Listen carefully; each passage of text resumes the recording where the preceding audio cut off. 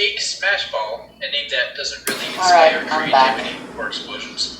In Japanese, it's called the Smash Ball. This naming scheme works so well because of how similar this looks to Smash Ball in I've been using something a lot that of you can probably saves. even tell without a single bit of Japanese My save knowledge, count just has as long as they officially place them gone together like above this. the chapter It's count. just the last con that's I only different. count there to be So this 15 naming chapters scheme in the not only game. gets the 15 idea and across 16 that I it's very lumped similar into to a one. Smash Ball and As tries 16 to is trick you, so but short it's also anyway, and able you're to clarify basically that it already was made won in a factory. once you get there, A bomb and there's factory. really no need to It's a save. bomb. Now, technically, this still could Man, have been I called really the hate the Smash save Bomb limit in English. The pun for would the have S been plus nearly rank. as impactful, but I mean, Smash Bomb and Smash Ball are still It adds so somewhat much similar. stress. Actually, looking at this language list, it seems pretty split between which ones decide to keep the Smash Bomb wording and which ones just go with the fake Smash Ball route. Most of the ones that go with Smash Bomb are the Asian languages. But I do find it kind of funny how German also goes this route, even though it's kind of in the same boat as English, with the normal item being called the Smash Ball. Ball and Bomb.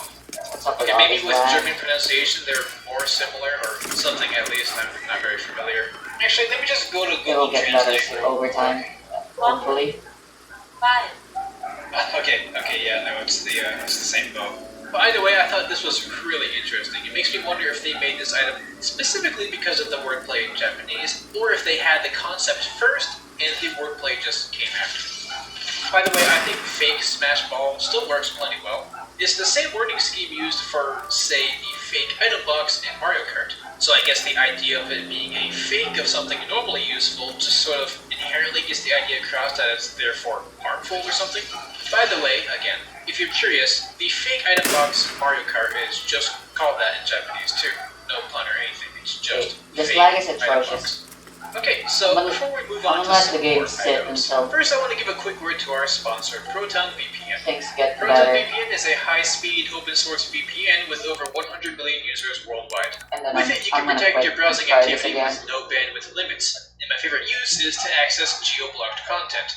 And Proton VPN does all of this while ensuring complete privacy because they don't block or share your data with third parties. It even has a built-in ad blocker to shield you from malware, Every intrusive second website counts. I'm trackers, treating this or, like I'm just speedrunning. ads. We hate ads, don't we? With a whole bunch of You can leniency. connect to over 2,900 servers in 68 different countries on all your devices, so you're covered wherever you go. So if you go down to the description, you can download Proton VPN for free forever to see if the program is right for you. Or eventually you can upgrade to the paid version to get access to the highest speeds and premium features. Again, just click on the link in the description, and thank you Proton VPN for sponsoring today's video. Okay, so let's look at the wiki for food now. First, it's brought up how the PNGs for the food come from stock images found in various CDs by the company called Sozaijiten. This site here goes over several assets from a number of games that are apparently sourced from these CDs. And here we can see a handful of the food PNGs used from the game. It doesn't seem to be an entirely comprehensive list my of aim them is all, shit, at that's least why as I far as take can so tell. long. But to give a few examples, I here's need the to make steak, sure here are the pancakes, my shots are properly and here's the salad.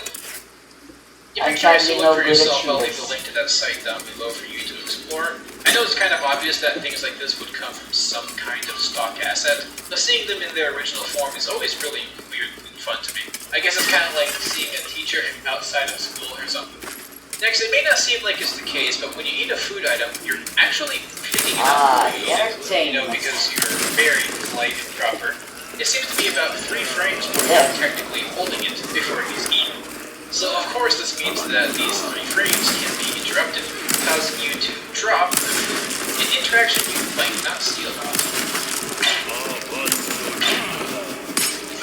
This also seems to be the case for other food-like items, like the Max Tomato, but for some reason, the heart container and the fairy in a bottle both skip any holding animation and just go straight to wheeling, likely to make them even harder to interrupt and thus more rewarding, I guess. If you're curious, Kirby's Inhale works a bit similar, yet is still different. There's not really a holding phase here because, they're using his arms. He is not polite and proper, but that doesn't mean it can't be interrupted. If you get hit when the food's getting sucked in, but before you've been healed by it, you'll technically drop it, but the food is it's just gone. I guess it just fell into Kirby's abyssal stomach, but he didn't get healed because he couldn't savor it. Poor guy. Speaking of eating food, you watching, are you eating food right now? If so, first off, I'm honored to be chosen as the entertainment for your meal. But second, you should leave a comment on what you're eating. Anyone who's having buffalo chicken wings right now is a winner. Okay, no, but seriously, I wanted to point out how the wiki actually organizes all of the food items throughout the entire series, as well as how much percent it heals in each game. You can feel free to visit the page yourself if you're ever curious about a complete, comprehensive list, but for a few fun takeaways, the highest healing foods here are the large peaches or large daisies found from Peach and Daisy's Final Smashes, respectively, each healing 20%. Obviously, those are kind of different from the food item itself, and I'm not entirely sure why it's included here. No, the highest healing food item from this is actually the turkey, healing 50%, which is the most healing a food item has ever given in the entire series. Second place is the steak, which heals 12%, and is tied for the drumstick, which only appeared in Brawl. I mean, I know the Magnum The lowest ammo healing food item is the useless, strawberry and melee in Brawl, which but was it then feels nice replaced to by get. the cherry for Smash 4, and now in Smash Ultimate, which heals a grand total of 1%. So clearly the range of healing is fairly big. But don't let that give you the impression that cherries are bland, because they're actually very special. First of all, when you spawn in a food item, the first frame of it appearing will show it as a cherry. Yeah, as long as you're What, patient. you don't see it? Well, that's the funny thing. Even though I'm using the frame-by-frame advanced mode, I'll even just this get doesn't rid of catch it. But by using the power of basic video editing, we can see that for 2 frames, the item here was a cherry before turning into whatever it was meant to become. A pretty easy takeaway is that this means the cherry is sort of a base for the food items, and given how it heals the least, the idea of it being akin to a placeholder does kind of make sense, right?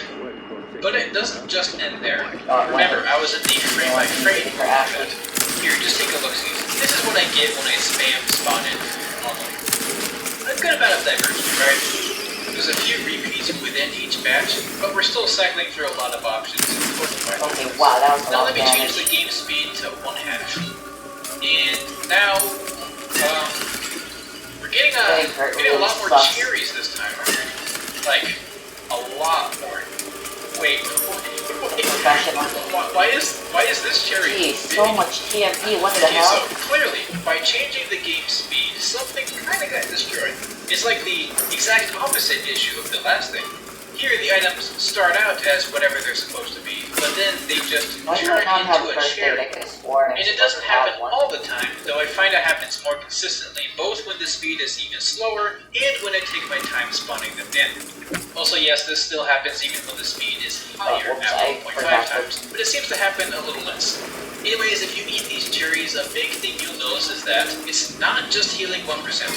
Here, I can tell that this cherry started out as a turkey, and when I eat this cherry, I heal 50%. So even though its visuals are turned into a cherry, mechanically it still seems to be considered whatever food item it was initially. And what about that strangely large cherry? Well, every time I looked at what it was before, it always seemed to be a pineapple. So, I guess for some reason, specifically pineapples will change the cherry's size to be big. I mean, maybe there are other examples I just didn't get in my testing specifically. So, biggest takeaway is that cherries are the most important food, the alpha and the omega, and are only hiding their true power with their usual 1% healing. Now, I can't really get concrete explanations for any of this. The most I can conjure up is that this has to do with subframes or something, because remember that the frame-by-frame mode didn't really allow the first 2 cherry frames at spawning. I had to see that manually in my video editing program. So maybe by changing the speed of the game, that messes up with the cherry-based visuals due to how many frames advance, and maybe that's why the glitch only happens sometimes, and happens more frequently the more intensely you change the speed. Again, that's just conjecture, I can be completely off, but either way, it's really funny just how broken cherries specifically seem to be. Speaking of items, it's mentioned how you can actually reflect the bomb while it's walking. This is a bit of a unique reflect though, as it doesn't boost the damage of its explosion like a normal reflect kind of does. And of course, it doesn't make the bomb yours, so you can still be hurt by said explosion. What this does, however, is make it so you do not trigger the explosion during its walkdown. Unless, of course, it gets reflected again, which it can. Not an interaction I see a lot, so I just figured that was kind of neat. You know what's even more neat than walking bombs? Doing nothing for over 15 minutes. Yeah, this next prompt brings up how the Cloud Sea of All Rest has the longest stage loop in the entire game. It mentions 15 minutes of duration, so I figured what I could do was just see it for myself. So here, our starting background has the Argentum Trade Guild with a daytime setting. Well, okay, I mean a bright sky setting, like with blue and stuff. There's no day-night cycle here, since it never really turns night. We just get different sun intensities and stuff. Now, skipping ahead to a little after 6 minutes, you'll see here, we have the same type with the same background color and brightness. So, what gives? That's not 15 minutes. Well, if we skip ahead another 6 minutes, you'll see this time the world tree is in the background. Yeah, there are more moving parts here than just the Titans and the sun's brightness cycle. This huge tree has always been a factor in the background, even when you couldn't see it. It takes almost 2 minutes for it to naturally appear in frame with this setup, though if you paused and used the in-game camera, you'd be able to see it a bit earlier, something I covered in that one Appreciating the Little Things video I did a long time ago. Remember that little series? That's fun. So, the cycle of the sun and the Titans only really takes 6 minutes and 6 seconds or thereabouts, which is still pretty long, but this tree detail means there's technically even more to go. The first instance of the Argentum Titan after the tree goes away is at the 18-minute and 20-second mark. This is where you can consider the background as truly having loops, as both the normal background details and the tree are in the same position as they were at the start. A bit longer than 15 minutes, definitely way longer than most matches. Like, even the time it takes for the tree to come into a natural visual spot is longer than most competitive matches. I don't have an efficient way of just patching them. And to Normally I use my hand then, but the black you can look is at way the very too weak. start and this It 18-minute takes loop too long section whether or and not I see decide that to the use the details of the stingray. cloud effects are not lined up, even though all of the other background elements are back to normal. And I don't even know if this element can go back to what it was at first, or if it's determined by algorithm and thus random the entire way through. So feel free to keep the stage going for hours on end to see if everything truly does loop, and let me know down in the comments. Next, while reading through the Find Me wiki and trying some things out, I discovered that if you use something that stops time in the background for a bit, like certain Final Smash activation animations, and use it at the same time the cage gets broken and sent into the sky, you'll see that when time gets paused, the cage simply falls into the abyss, right over here, until eventually the knee plays its start KO animation. That's about it. Just thought that was really dumb and stupid and goofy. If you're curious, the entry that I was testing when I discovered this also involves the time stop thing in destroying the cage, and it states how rarely in doing this when the cage respawns it will glitch out and spin around continuously. But as much as I tested this for nearly an hour, I couldn't get it to happen once, so oh well. But that's a bit of a lame way to finish off this video, so instead, lastly, I paid a visit to the Death Site wiki and found a few fun things there. First up, the special zoom in for the Death Site KO gets doubled when used on a buried opponent.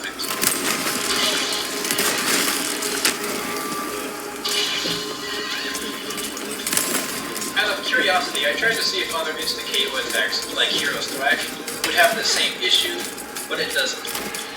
So it's a weird thing for the Death Site specifically, I guess. And while we've got Hero here, another thing that's weird about the Death Site is how its charge sound effect works for him. Normally, his charge sounds like this. Note, the thing I'm talking about here isn't Hero's unique gamey sound that's added to his charge. I mean the general sound. The only real This one is strategy I usually really reserved for think of sword-related doing smash is attacks, as running. you can see with Mark and Roy. and praying I don't It get sounds like hit. this for all of the other matter items too, even if said item isn't a sword. Nice. Even for the Death Site, as well as the Killing Edge, it sounds like this. This is more like the generic Smash charge symbol, which is doubly funny considering these are both blades.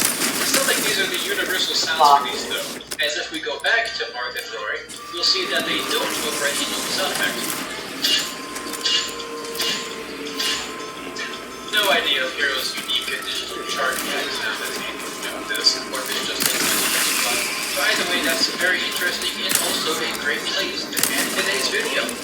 Yeah, I know that some people thought that this series was done when I released my supercut of it, despite the fact that I keep saying that I want to use this format in other ways in the future. So I hope y'all are happy to see it back. I really like this format. It's not really something you see anyone else do. I've learned a lot of cool stuff by doing this, so expect it to be a channel staple, alongside more random facts. Especially now that I'm not forcing myself into any specific theme or anything. Obviously, if you have any suggestions or questions, leave them down in the comments. If you have anything from any Smash wiki that you know about, be sure to tell me where you're citing it from. Since really the only difference between this series and the Random Facts series is where I'm getting my information from. Does that warrant a different series name? Maybe not, but that's why I decided to add the word random to the title of this one too. So it all makes sense. Anyways, that's all. I'm done, and I'm going to go get ready to go on vacation at the beach. Oh, but not before I thank my distinguished and fabulous patrons, Sylvan700, Virgo, Isaac Ragnar, Spider Jew, and everyone else for the support. Stay casual, and I'll see y'all later. Yeah, dodging those is such a pain. But I need to kill them because...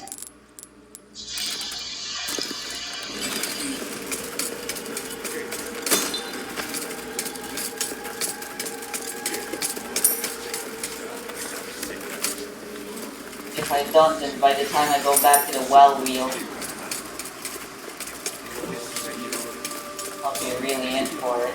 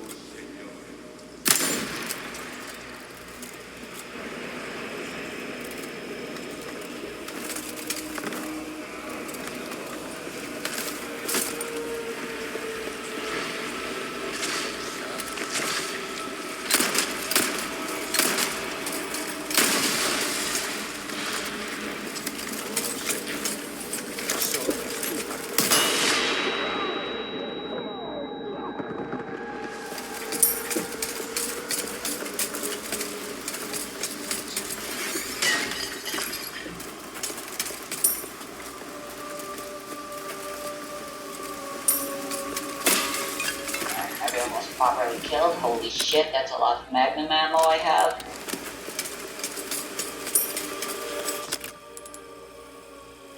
They're useless. By the by. Another one. I really feel like the most common ammo type that gets dropped is magnum. Right next to submachine.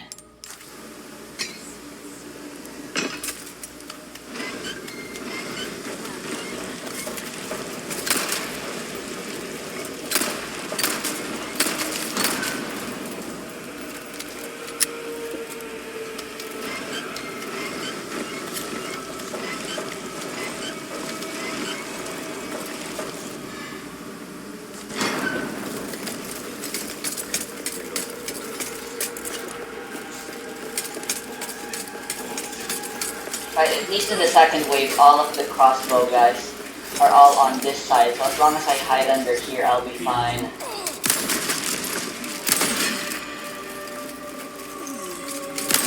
Mostly fine.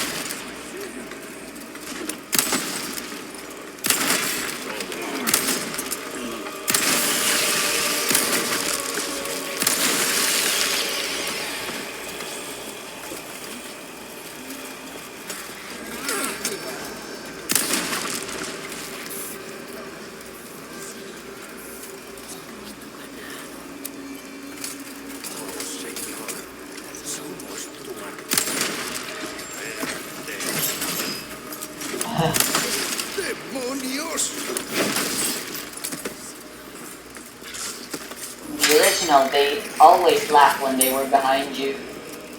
And here they really know how to stealth.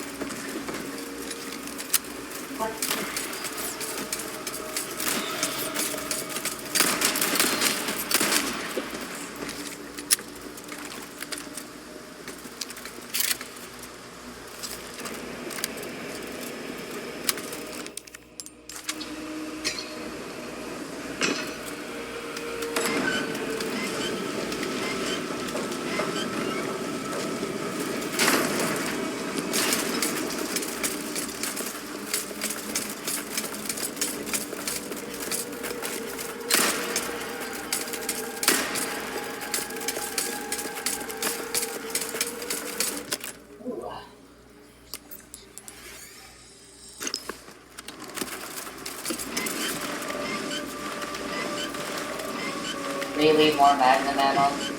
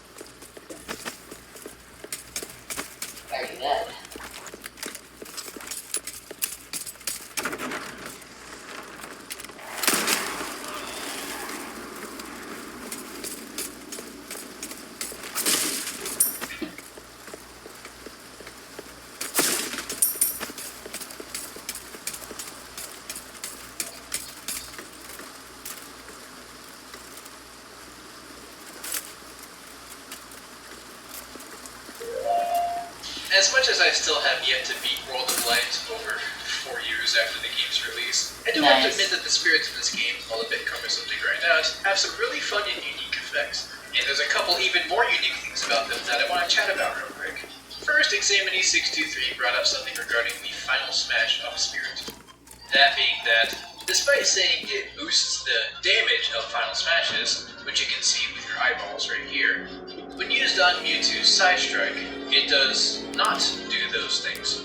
For proof, let's just deploy the scientific method. Here's the control spirit with no Final Smash up boost, and here's the same spirit but with said effect attached. So now the damage increase that naturally happens from the spirit is roughly equal between the two, but one of them should be way stronger. Faster, but I am honestly doing pretty well. We can use this setup on a normal Final Smash to see that the spirit boost usually increases the damage by about a lot. Yet the damage from Mewtwo's Final Smash is still equal between the two. No boosts in power anywhere. So there you go. Now I know you're just dying for me to tell you why this happens. The answer is that I don't know, I guess they just pushed up. No, but seriously, it is really weird to me that Mewtwo's Final Smash specifically wouldn't undergo this boost. My first thought was maybe it's coded as a projectile and that just makes it weird. A fairly unique property for Final Smashes, which is kind of weird. But when I tested Link's Final Smash, which is also kind of projectile-y, that did get properly buffed by the spirit. So then I thought back to our last video where, in that, we saw that when Mewtwo got KO'd, the Final Smash was still active just fine. So maybe it's because the attack is independent from Mewtwo or something, and therefore the spirit isn't properly affected. So another case of the Final Smash not caring whether or not his user is alive is the Iceberg, but even this had a very obvious damage increase from the spirit.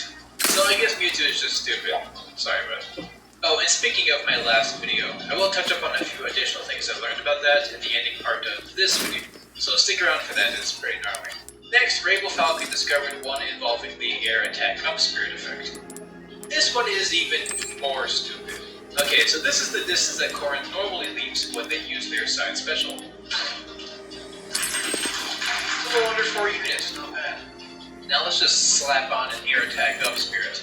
And let's use our previously mentioned eyeballs to read what this even does. Slightly increases the power of items and attacks used in the air.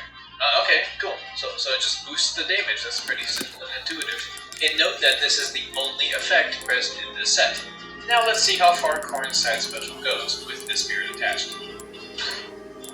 Over 5 units of distance covered.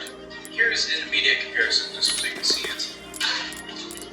Think Corrin's misinterpreting their own spirit? Like I clarified before, there are no movement buffs in this set, so all the other movements are the same as before. I even tested the distance that her back air would push her away, and that's also the same. It seems to just be the leap of the side special. If I go ahead and add another air attack spirit, you'd think maybe the distance would increase again, but it just doesn't. I guess just merely having any air attack buff will give this move its increased leapage. That's a new word now, we're going with it. And it's very specific to this spirit effect. It's not just spirits or damage buffs in general, since if I give her my classic murder spirit, which would also buff her side special damage pretty considerably, the distance she travels is the same as normal. I think they're so if we're just like allowed to make things up now, then what about the air defense boosting spirit? It doesn't affect damage dealt, but it still does modify the character when they're airborne, and with this effect, yeah, you travel farther like before. I actually kind of surprised myself with these results. So like I said before, it seems that it's just modifying Corrin's existence when airborne that causes adverse effects on the side special lead. Oh, and no, having one of each attack and defense boosting spirit still does not stack though. Now I wanted to test out similar moves, but Corrin's side special is a bit unique. Well, maybe not unique, but I guess just kind of vague in what it is about it that's causing this and is thus worth trying to replicate. I looked at the bounce distance from Simon's down air and there was no difference, and I tested Zeros with Samus's kickflip, again, no difference. So yeah, I guess that's just some hidden spirit lore. Speaking of hidden lore, this next prompt is from... Wait, is that Pocket King's music? Oh my god. Like, does anyone else remember this game? I just feel like the biggest nostalgia mod.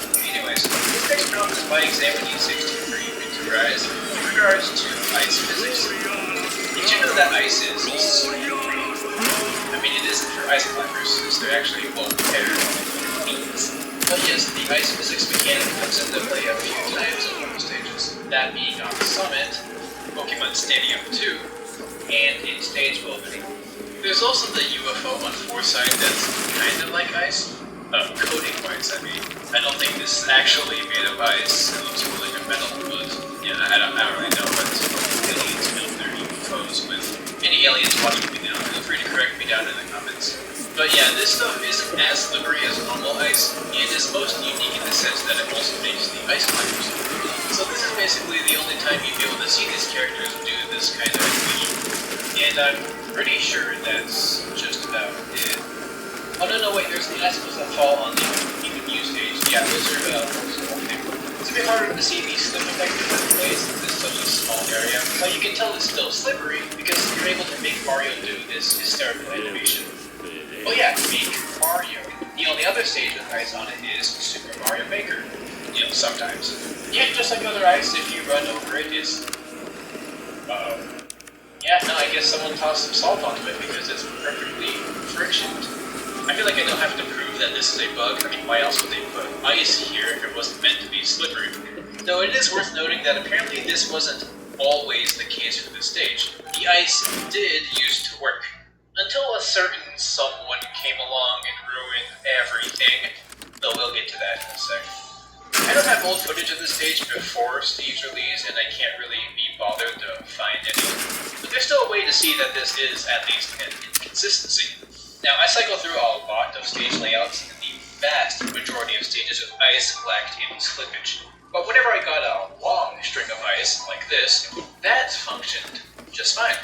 I have zero clue why a 4-block spread of ice doesn't work, but a several block spread does. Again, coding-wise, I don't know why they read this discrepancy. But yeah, here's proof that ice isn't completely broken, and that there is still at least some functional code remaining for it in this stage.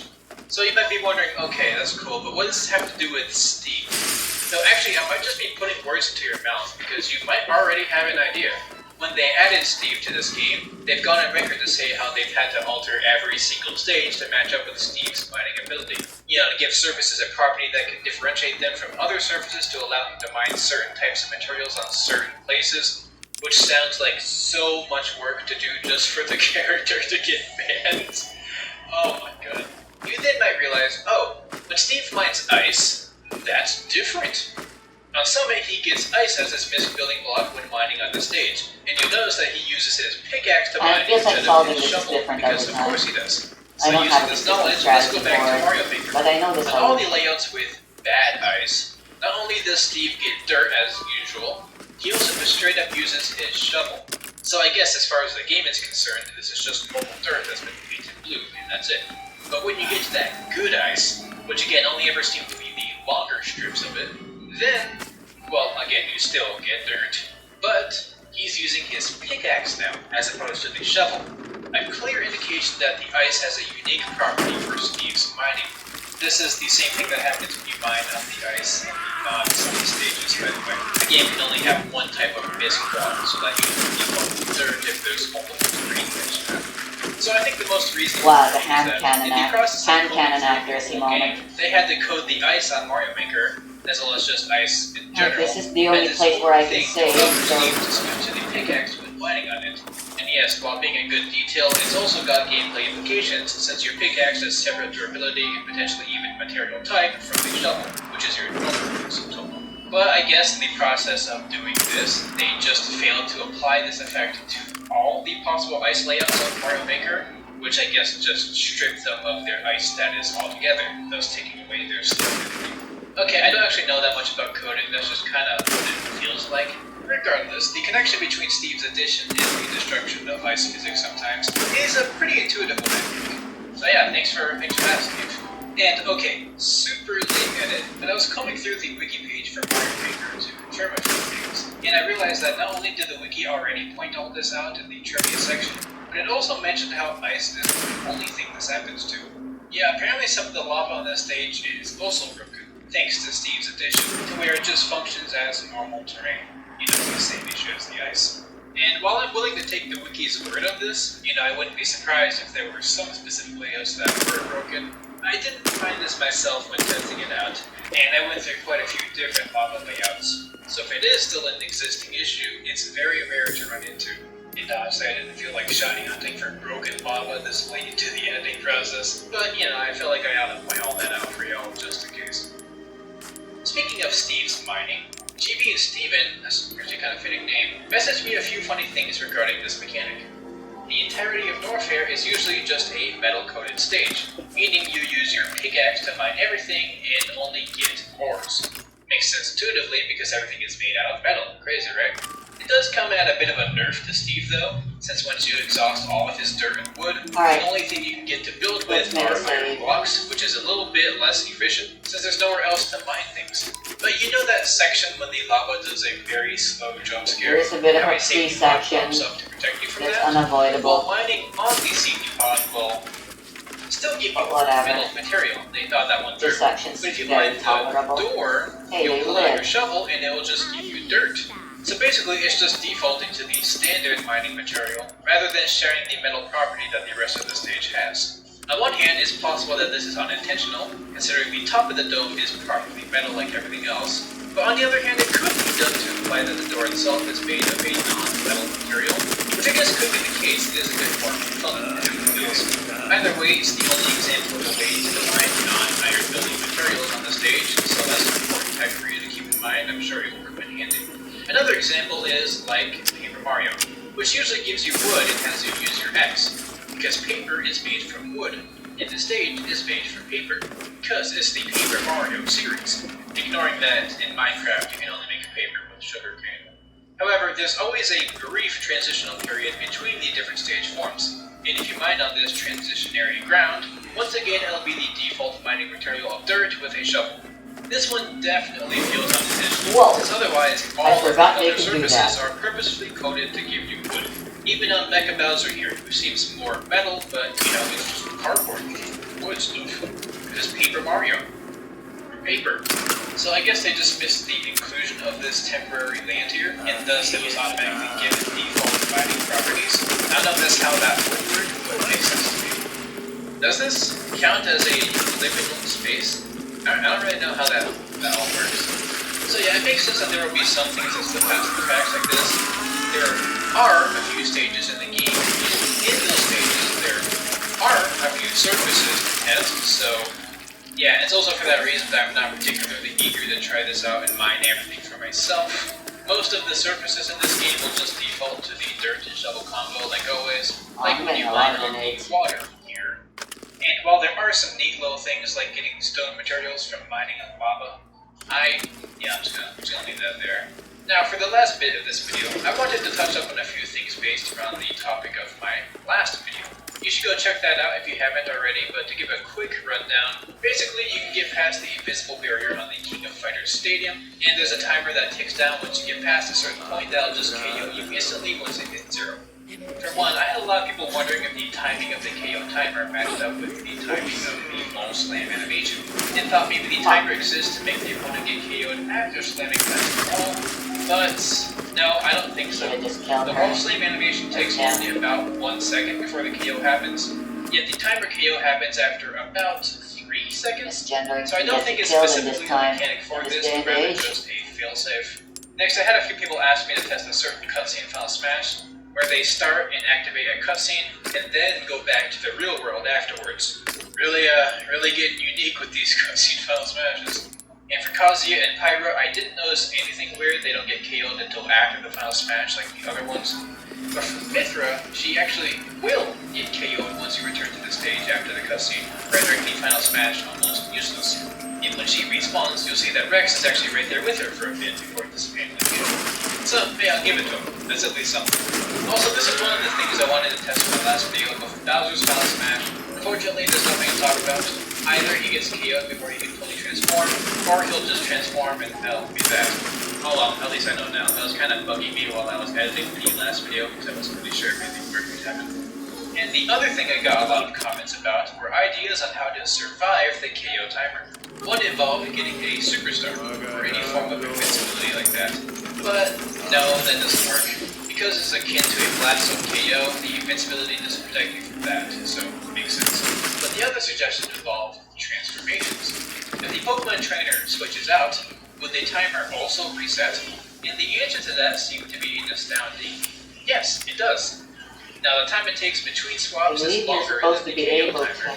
And yes, I know that you can shorten the duration by using a special move, but it's still really tight and kind of a pain. So what about the other character whose swap mechanic is way less effort? And of course, it worked for them as well. So we can just sort of go out and do whatever we want now. I mean, the stage loses its collision here, so you're just going to end up falling for the rest of eternity. But that's pretty fun too, right? There's nothing that could possibly go wrong with that. Okay, that's enough minimum space jokes. I kept them falling for a few minutes, but nothing particularly crazy happened to the game or anything. Considering how characters could easily travel several kilometers away according to the last video, it's likely that nothing will come from this.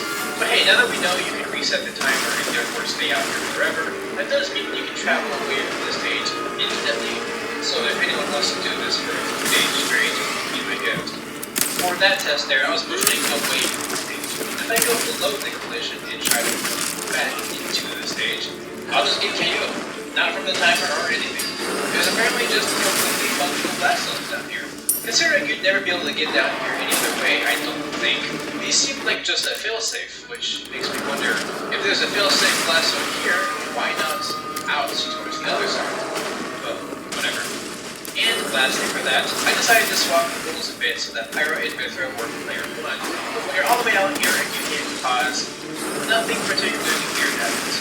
The camera gets a little bit glitched out and sees the floor, but it doesn't try to completely match you all the way out where if you try to spawn in items, they'll supposedly just go you know, there are some more small things that I got that I think are really all that here, and also need to take it a bit.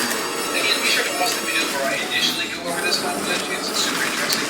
And of course, watch all my other videos because they're all super interesting. And also maybe subscribe. I think I did that. I think you can ask me to the end of the video, so now you're able to properly gauge whether or not I want to subscribe to me. I didn't even have to show you the funny numbers about how many people are subscribing to me. So yeah, I think I did a good job. Also, I just feel the need to remake this video. By the time this video comes out, the game will already be officially released, and I'll be playing it. I won't be making content on it for a good while since I want to take my time going through it. But whenever I do beat it or get to a point where I feel like I can make content on it, I'll try that out. My first playthrough will be in English, just so I can get a good old frame of reference. But sometime after that playthrough, I'll go back in Japanese, so maybe I can point out a few fun little tidbits of knowledge there. So, right after this video is to release my supercut trivia setup video sometime soon, and I'll either do another random facts video, or I'll finally try out some form of game content, depending on how far I get to the game at that point, and how fast. So look forward to that. If the Zelda content could pop off, that would be really happy, but if not, I understand, and I'll just keep doing whatever I feel like I want to do. That's it. And what I want to do right now is stop this rambling and thank my gorgeous, lovely, amazing patrons, Rain, Scully, C1700, Turbo, Suki the Dank, and everyone else for their support. Stay casual, and I'll see you all later.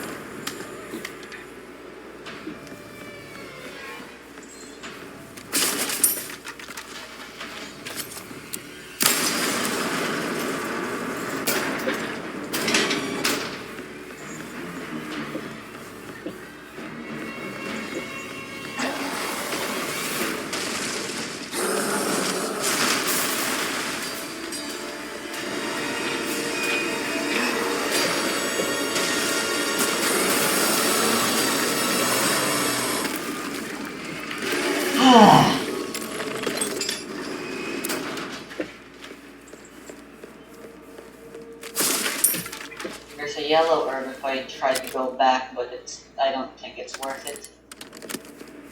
Too much of a time loss.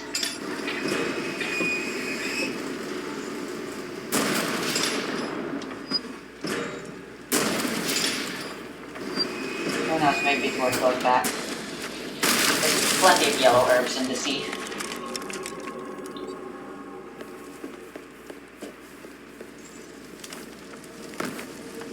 Actually, that can be something literal that I just said, rather than figurative.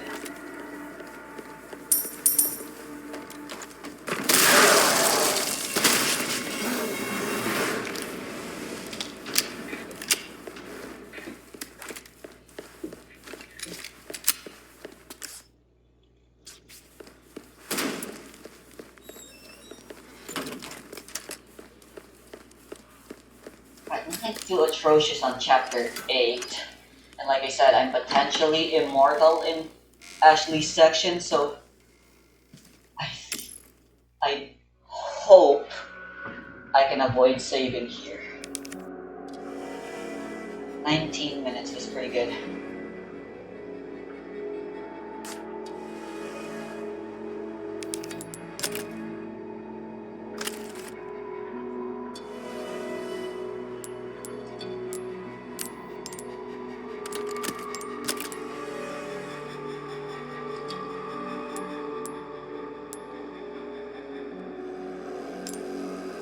I'm gonna try going for gold. Why not? So I can maybe get upgrades faster. Inventory's a bit of a problem.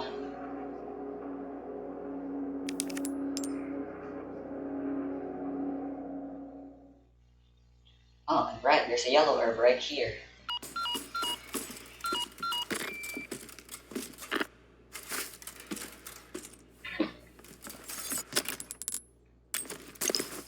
There you go.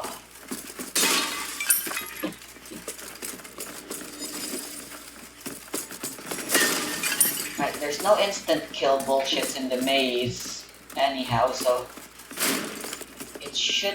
I should be good.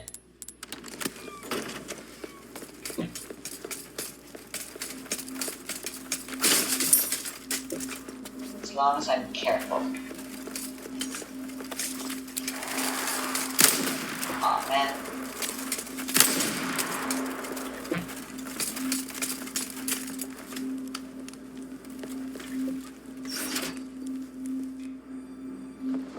Plenty of heals to be found too.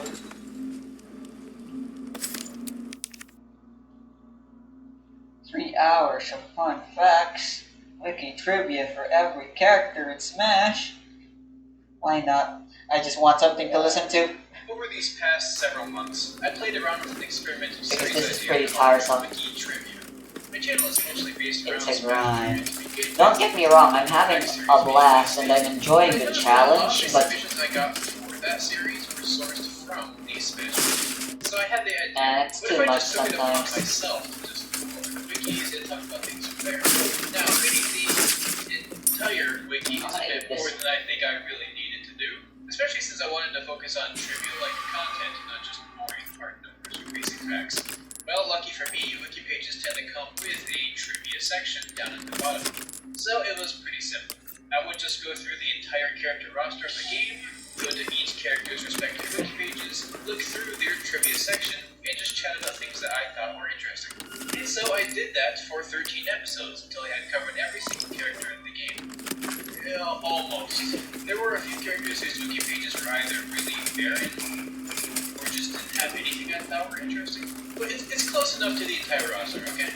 Now, given how covered the whole roster makes for a pretty intuitive start and end point for the topic, I figured it could be worthwhile to just take these 13 videos and create Tough luck for you, kiddo. I'm a supercut of them all. Either for complete newcomers, people who watched some of the videos but not all of them, sharpshooter. or just anyone who wants to rewatch it. In this optimal viewing experience, I'll remove the intros, which I originally had to say in every video to go over the idea of the series, but since this is just one big video, that's already forward. The outros, which always just include me rambling about things and stuff, words. Honestly, I think I just like showing off my TF2 footage when I can, but yeah, those parts will obviously be trimmed too. And I'll also be trimming the sponsorships. All of this just to make the viewing experience a lot more intense. And I'll also probably edit a few sections that I either got wrong or just felt were a waste of time. So you might see a few editor's notes or commentaries that weren't in the original videos. Now I get it, you're dying to hear about the actual trivia, so I'll try to wrap up this intro with just two things to warn. First, I don't still have the raw files for a lot of these videos on me. I'm terrible about archiving and I have extremely limited hard drive space, so I'll be downloading the videos from YouTube and then putting them together like that. So if any of the editing done to cut out sections or mix two videos together seems really awkward, or the video quality doesn't seem perfect, that's why. And two, I organize a series based on the roster in order, but you know me, I'm a rambler. And I also like to make topics transition nicely if I can, and sometimes certain trivia entries include multiple characters, so it only makes sense to include said characters when that fact initially comes up, rather than delaying it for that other character's section. So there are some characters whose sections are really small or reasonably non-existent, but every single character still does show up in this video one way or another. Because of this, rather than organizing the chapter I'm just gonna organize them loosely. Right, not how I wanted to do it, but feels like a better compromise. that was still pretty good. Alright, with all that out of the way, let's start this series. Mario's got a few I wanted to cover. First up, if you look into Wedding Mario's tuxedo, while his body is somewhat straightened, you can see through it, where you would normally see the rest of Mario's body. Yes, we're starting with an untextured bottle fact. It's very subtle, but it's definitely clear. Since this is the first and only Mario ult overalls, this is the only Mario ult where this happens. For another untextured bottle fact, when Mario grabs a ledge, the first few frames will have his hat bob up and down. I'll have more fish You anyhow. can actually see into the hat area. And here we'll notice that Mario has no hair. I'll be fine. Actually, he has nothing here. I hope. His head is empty. This even happens with the Builder All costume. And here it seems like we can even see the texture of the bottom of the hat, which looks wackier. No, this doesn't happen with the Wedding I Halls, should be but I guess it telling makes up you there. that, god damn it. Also, there's a really nice trivia entry about how Smash Ultimate was Charles Martinet's 100th time voicing Mario in a video game. That is, 107 games. This is the milestone that won him the Guinness World Record of most game voiceover performances of the same character. And right now he sits at 104, a record that's likely to keep going up as the years go on, and a record that's probably going to be incredibly difficult, but with how he's not even the voice of Mario for so long, but also with how Mario is, like, one of the most characters ever. So I guess thought I'll that go was chase really afterwards though. Next up, I couldn't find anything I thought was interesting for Donkey Kong, though I did notice that the fact that I covered a while ago, regarding how this hole in his head, Even though she really doesn't need any help. That's how you know you made it in life. The video here, look inside of the wiki page. As for Link, we have, wouldn't you guess it, another model texturing fact. I promise this is the best one in this video. For Link's Hero of the Wild outfit, if you look into his right arm sleeve, you'll notice a pretty apparent hole in the model. And yes, this is specific to the Hero of the Wild text outfit, meaning this little modeling error won't appear with other models who have longer sleeves, but will appear in the other outfits with shorter sleeves. Next, I didn't find anything I really liked for Samus, but there were quite a few for Dark Samus. First, you know how Dark Samus' idle animation and just general posture is quite different from Samus, more floating. Well, an entry states that if Dark Samus uses a move that was borrowed directly from Samus, like most of her moves or specials, her idle animation will be Samus's, as you can see here, so it's kind of cursed. And afterwards, she'll transition back to her normal animation. And this small transition can be affected at any time, so it has zero implications. I get why this happens. They probably just reuse the same animation, and thus the point is set towards Samus' idle animation rather than Dark Samus's. But it's kind of crazy that they just left it like that. No, it's not really a huge deal. Once you realize that this is what's happening, it's very I just wanted some heals. especially when you compare it to animations like dash attack or screw attack, where the transition back into floating is way smoother. Is it worth it though? Wiki states that this is actually what happens for all Lego fighters except for Cyber I want more heals Though for I'm trying to see safety. for myself, a lot of them didn't really show it. Martha and Lucina have basically identical idle animations to begin with, so it's just kind of hard to tell. And this is the same case Okay, with so fuck ton of money. as well as Ryu and Ken. And also, So I can't really say for sure just by looking. But we can see this happen with Peach. fuck it, I'm gonna use a red barrel here and sell that as well. Peach's arms are down. And after using a move, there's a period where Daisy's arms stay down before she slowly raises them again. But with Roy and Chrom, they're kind of interesting in that their idle animations both start with this exact position, and then they sort of move into their real item states. It's like they got a buffer of sorts, which I guess is a way to circumvent issues. So again, it's hard to say. Do I need level 4? I'm pretty sure level 3 is all you need. Use of that buffer stance and then he goes normal. So, but they are correct about how hand cannon. did not do this. Richter's animation has a faster pop than Simon's, and that is maintained even after he uses a move from what I'm able to tell. Additionally, it's mentioned how the animation where you carry a heavy item puts Dark Samus on your feet as opposed to floating. Though this could be less of an oversight, more of just a one decision, I guess putting more weight on the Dark Samus here. And this also mentions how the animation of her walking or dashing up the ledge is borrowed from Samus as well, which I can kind of see as like a split change in positioning, though it is pretty subtle. Next, you know how when Dark Samus runs, she floats obviously, right? This therefore makes a whirring sound instead of usual footsteps. However, the wiki states that she carries a shooting item while she's shooting it. She is floating, but her movement creates footstep sounds.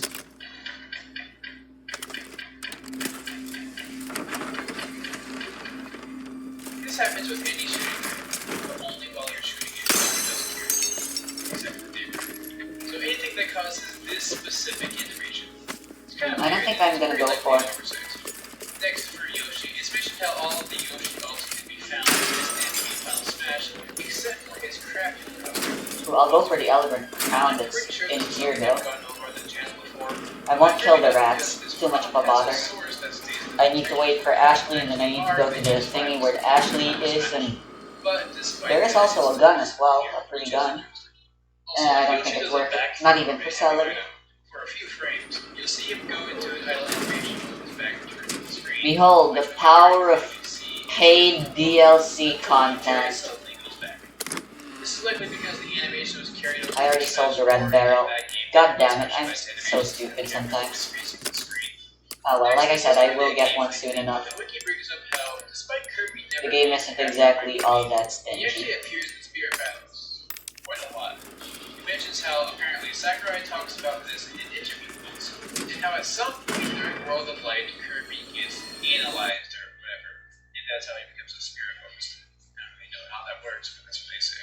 Apparently World of Light itself is actually consistent enough with this to where Kirby becomes a spirit host and only later half of the journey.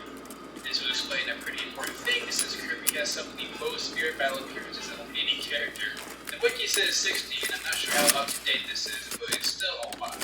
Which I guess could make sense, since Kirby could have peaked the theme's interest but haven't survived, thus warranting reuse. Next, for Fox, the wiki mentions how the actor images of his Fox illusion use the design from Smash 4. Looking at it, it's kind of hard to tell. The image is a solid color. The biggest difference that I notice between the actor image and the current Fox design is the boots. In the actor image, we can sort of see some straps pointing outwards, whereas this is not to be found in the current Fox model. And this is also the same for Falco and his Falco Phantasm, with the same blue strap discrepancy and whatnot. And I'm sure there's a few other areas of difference that one might point out, but this one alone is good enough for me, especially considering how many times I've heard it. Take a seat. So I'm willing to I So insist. while it's hard to notice, these actor images are from their old designs. Pretty neat. Next up is Pikachu. First, there's an entry that mentions how Pikachu is the only character to have a different facial expression for every single type of Oh, grab. that's weird. When he misses a standing grab, he looks shocked and scared. He misses a dash grab, he looks frustrated. And when he misses a pivot grab, he just kind of looks neutral. Now, this isn't even something I thought about in the first place, but I guess every character has a certain facial expression that they do for a few frames if their grab whiffs. And normally this expression is the same per grab type. But with Pikachu, it's different for all three. The only other character who seemed to change it up is DDD, whose dash grab Alright, let's see if I can do this, have the Skip. same normal and game mouth look. But if he misses a standing grab, he is extra That'll be very satisfying. big. In the wiki mentions Squirtle's pivot grab Okay, is let's a little use it. different, but it's actually during the grab attempt. For a standing grab and dash grab, he just happened during the attempt. Damn it. For his pivot grab, he was angry. I waited for too long. Whatever, let's go throw this.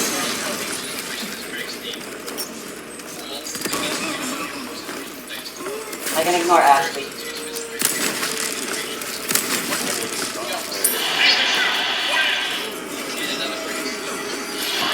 Oh, yeah, he's alive. Come on. is the sound of a transformation. Fuck. You have to wonder if that warrants a whole second entry at the same time. The jump sound of 26 is shared in voice there. Again, the only difference is volume, but this is also shared in voice. They all sound identical. Again, only different being the volume. So this one has 3 different entries. Kind of weird.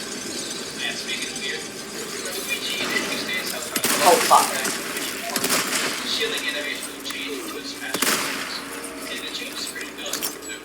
I thought the Xbox used to have the same issue, but it was patched out in updates that were certain saves. It's kind of weird that they patched out Foxes, but well, at least I got a red arrow next, here. the entry mentions a facial glitch with Luigi if he's under the effects of either super spicy curry or the curse from Ahab/Data. His normal curse expression is it follows suit for both of these. However, when he's specifically charging his green missile, his curse facial expression is picked up by his potential charger. Shit. You begin a weird amalgamation of the two. Super spicy curry, his expression turns into one of surprise, and the same glitch happens when charging the green missile. There's this weird overlap and it looks really bitchy. This only happens when he's charging. Once you let go of the green missile, it goes back. And for the super spicy curry specifically, it'll also glitch out if you use his forward air. Which is weird because the curse effect is not getting glitched out here. So I'm not sure what that discrepancy is for that. And if you were wondering, given both the curse effect and the spicy effect, the spicy expression takes priority on all accounts, regardless of which order you get the effects in. Next, the tip mentions how the pop Another heavy grenade. Damn. well, after using green missile, is actually improperly timed. You can hear it for yourself.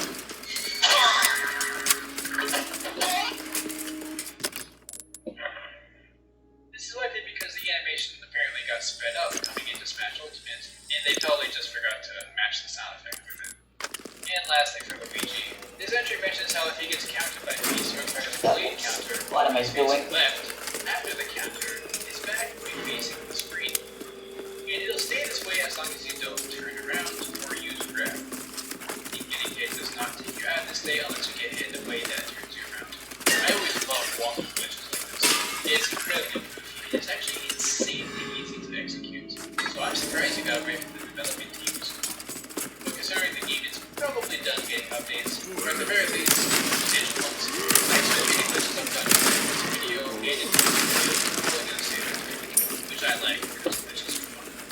Moving on, this entry mentions how Ness's current official artwork strongly resembles a hoax that was going on back in the Smash 4 days that faked near reveal of Ness in that game. I do have very vague memories of how they heavily delayed the reveal of Ness as a playable character in that game, so I guess folk are getting antsy and making these types of fake reveals. Now, obviously I have no idea if this comparison is at all intentional or not, but it's still There's pretty supposed to be guaranteed rifle ammo Next, there. it's mentioned how the back of Isn't the there? red Captain The heck? Falcon alt reads Huh. Bloodhawk.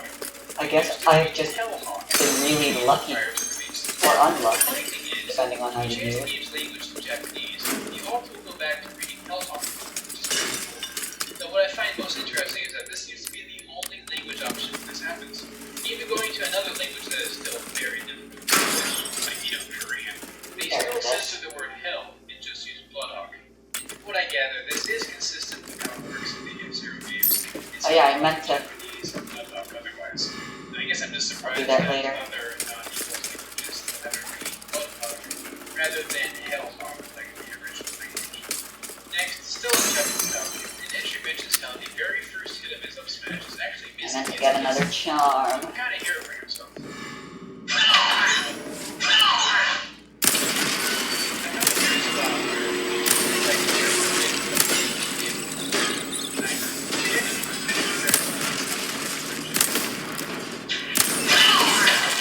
There are other sound effects that go on during the scenes pretty fast, so it's easy to miss, but I'm definitely not going to mind hearing it.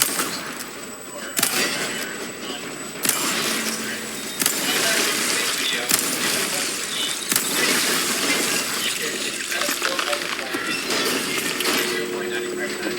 item, it's weird.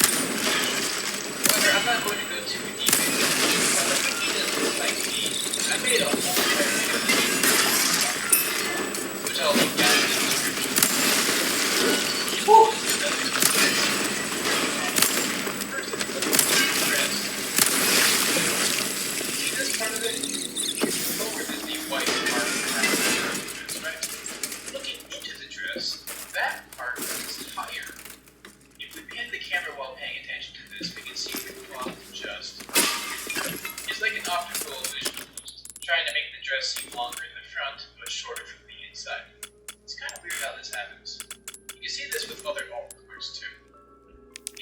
model inconsistency is a gap that you can see in Peach's neck. It's pretty subtle, but here it is right there. Peach has the most idle animations out of any character in the cast, with 4. She has one where she briefly checks her nails, one where she briefly brushes her hair, one where she stretches her arms, and one where she looks around before brushing off the dress of it. His royalty like this takes some time to normally characters have 2 idle animations in the group, so Peach is ahead like quite a bit. And the only other exceptions to this animation count are Jigglypuff and Violet. Each only have 1 animation. And Steve has none, which I think is just consistent. And lastly for Peach, in her voice test library, the sound of her victory line is actually split up into 2 options. Did I win? Not only are they split up, but they're actually pretty far apart from each other, considering they're one after the other. And I don't recall the part of the voice that being used in isolation from analysis. This wasn't the case in any of the past games, and it's far from the only time voice lines are perfectly separated like this in this game. I still don't fully understand why this sometimes happens. It's weird and alright, let's move on to Daisy. To start, the model inconsistencies mentioned about Peach are the same for Daisy. The gap in her neck is here and whatnot. However, the thing about the dress face is a bit different. We can see that the dress length is all well and good here. What's off is this part, the arc pattern. If you view the dress from inside, please do not get the wrong idea with this camera angle, then you will see the texture just Alright, yeah, chapter 8 is actually surprisingly easy. And again, this happens with anything else. Next, if Daisy uses her back throw when Peach is in a match, regardless of whether or not it's being used against Peach, some heart effects will show up. Normally the animation Sure, is why like not? this, no hearts of any kind, so they only appear if Peach is present in the match in some capacity.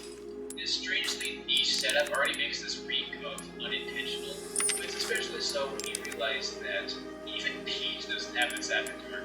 Under no circumstances will her back throw have heart effects, even if there's another Peach in the match. So that's weird.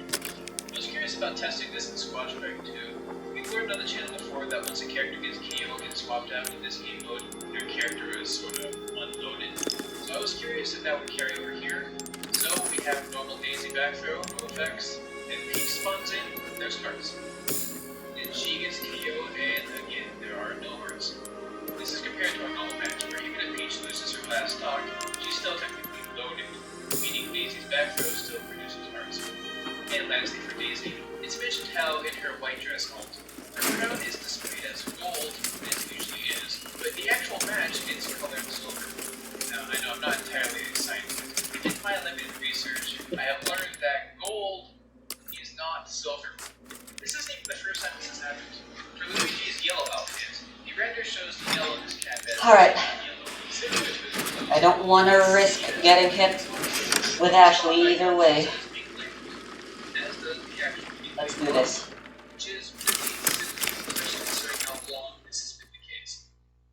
Alright, so I learned something very recently from watching Distortion's first ever playthrough of Resident Evil 4.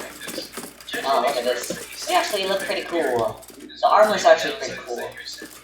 Ashley looked really lame in the original with the armor, but this looks really nice. There were no armor for females because pretty much. So if you crouch, I'm not sure if this is faster, but never mind. All right.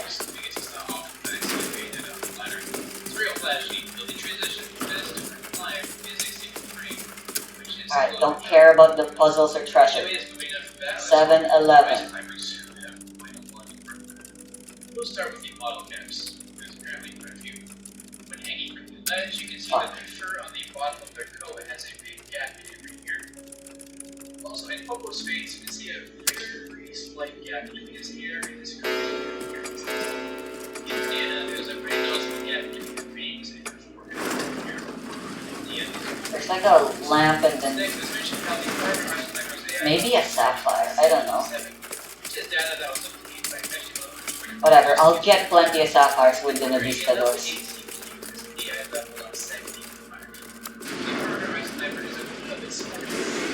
A good way to see that AI over by writing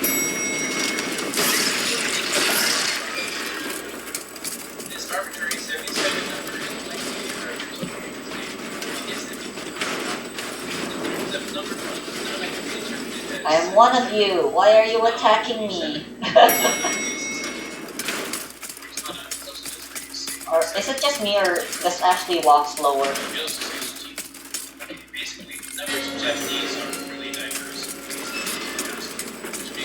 With the knight's armor. I know she controls differently compared to Leon.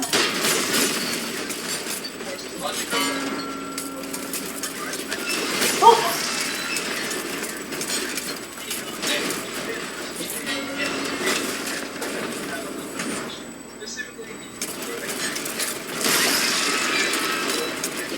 Come on.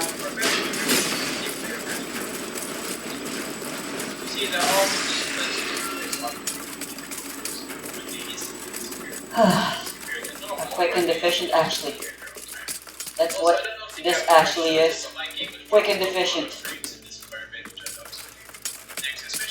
Oh no, I meant that. Whatever.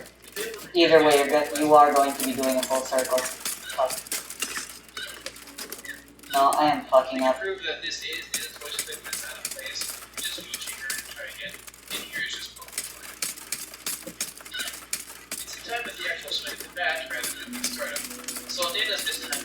Never. Hopefully it won't matter.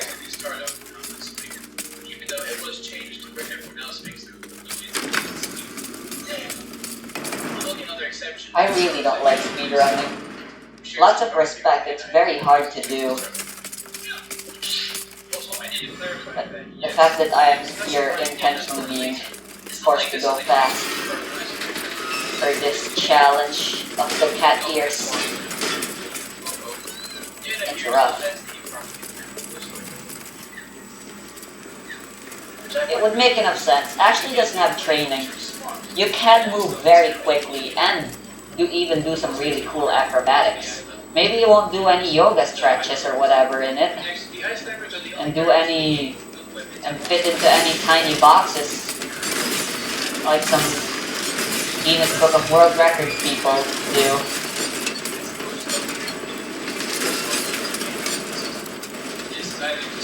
But you are still very mobile if you have enough training in handling wearing armor.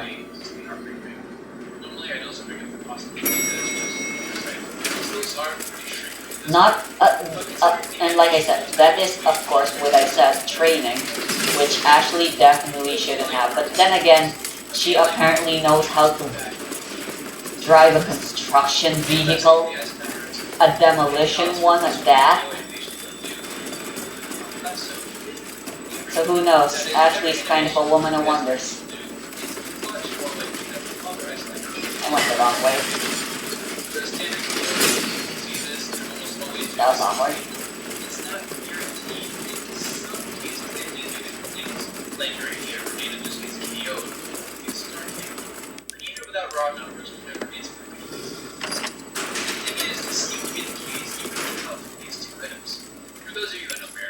The Navistadors suck, but as long as I'm patient, I should be able to do it. I'll save once it's time for the two Garadors. Because good god, I'm definitely gonna die a bunch there, most likely.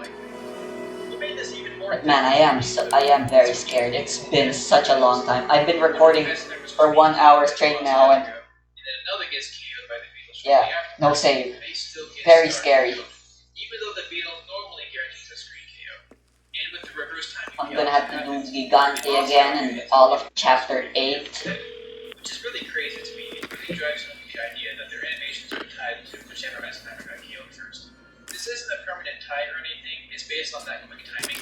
So if an mass member gets a certain KO animation, and you wait a bit to KO the other one, there seems to be zero connection. Also, if you end up testing this yourself, be prepared to deal with the wrath under the slightly higher than level CPU ice climber, which actually kind of kicked my butt a few times. Okay, let's finally move on to the ice climbers. It's cheap. This isn't really a gameplay thing, but it probably mentions. Do I have a large resource? Whoa, what the heck's happening? You know, let me check the recording real quick. Themselves are actually pretty inconsistent with Sheik's gender. As basically everyone knows, Sheik is Zelda in disguise. But there's debate on what gender that makes Sheik. Zelda's a girl. So people say, because Sheik is Zelda, that makes Sheik a girl. Or does Conan or whatever. But there's also the argument made that because this is some Sheik of magic in Christ, I'm not really here to make any stance on that. I'm just here to point out the they use male pronouns for Sheik, and they also use male pronouns for Sheik.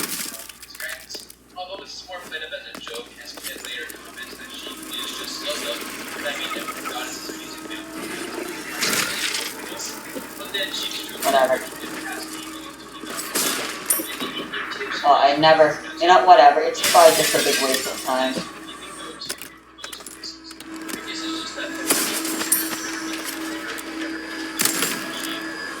This is just a token as well, right? Dang it.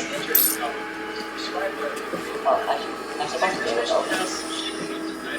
Her stance will revert back to the punch and brawl. And we can very clearly see the difference. Let's get into Sheik Wiki. I realized that all big movies were named, and not only named, but show their Japanese names too, which I found really interesting. See, in the far past video I made, I went over all the named moves, but those were only for the in-game tips. In that, I mentioned how I was aware that all characters from Melee will not have their moves named in season whatever. That's how it is. Like, I'm curious that other non-Melee characters, they also all have names for moves. They end up having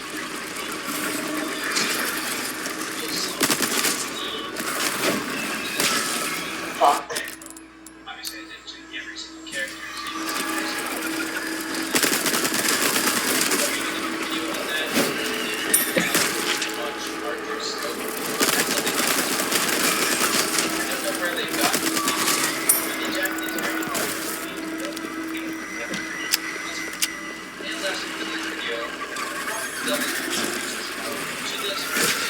Ah, shit. Just throw it.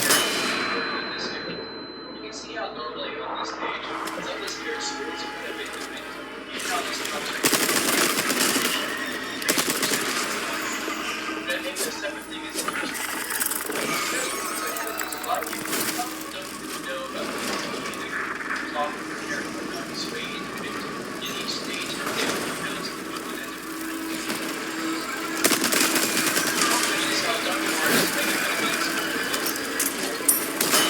I'll actually start out with the same color when you start with it. That is the first range of the response. A solid red color. And then all the three which is black. This seems to be the case with Dr. Mario's work. As we use this side to fill Mega Vitamin's color is already decided on the first fruit that it appears. Also, I'm going to add this in here while I'm editing, but we will touch about that bit later in the video, as I'm not entirely correct. Considering that this happens for only one frame, it's practically impossible to notice in real time. Even under the effects of the timer, the training mode was up to speed, it's not really captured out. Combine those two, so each variance is next, I want to just help you just have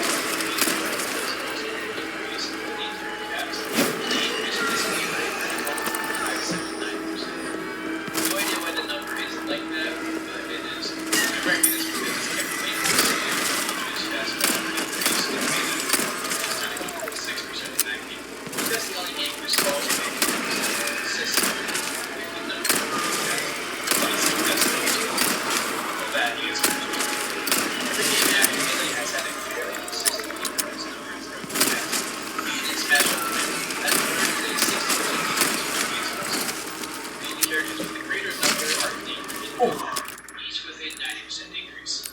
And there's a few characters with a lower increase.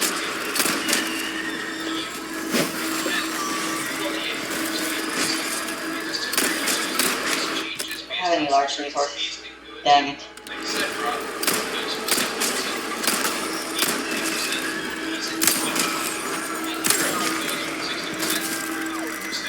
He's up in the effects of Sephiroth. Let's put it in the process of each. Fuck.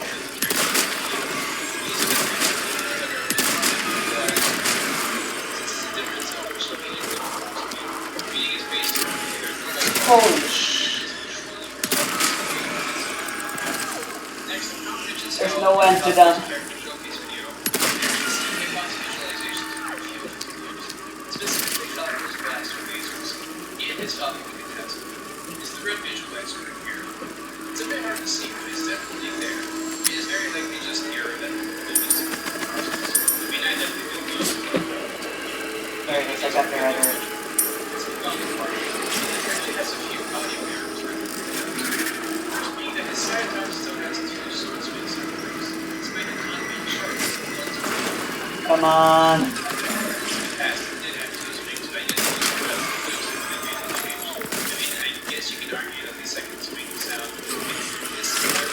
Fuck.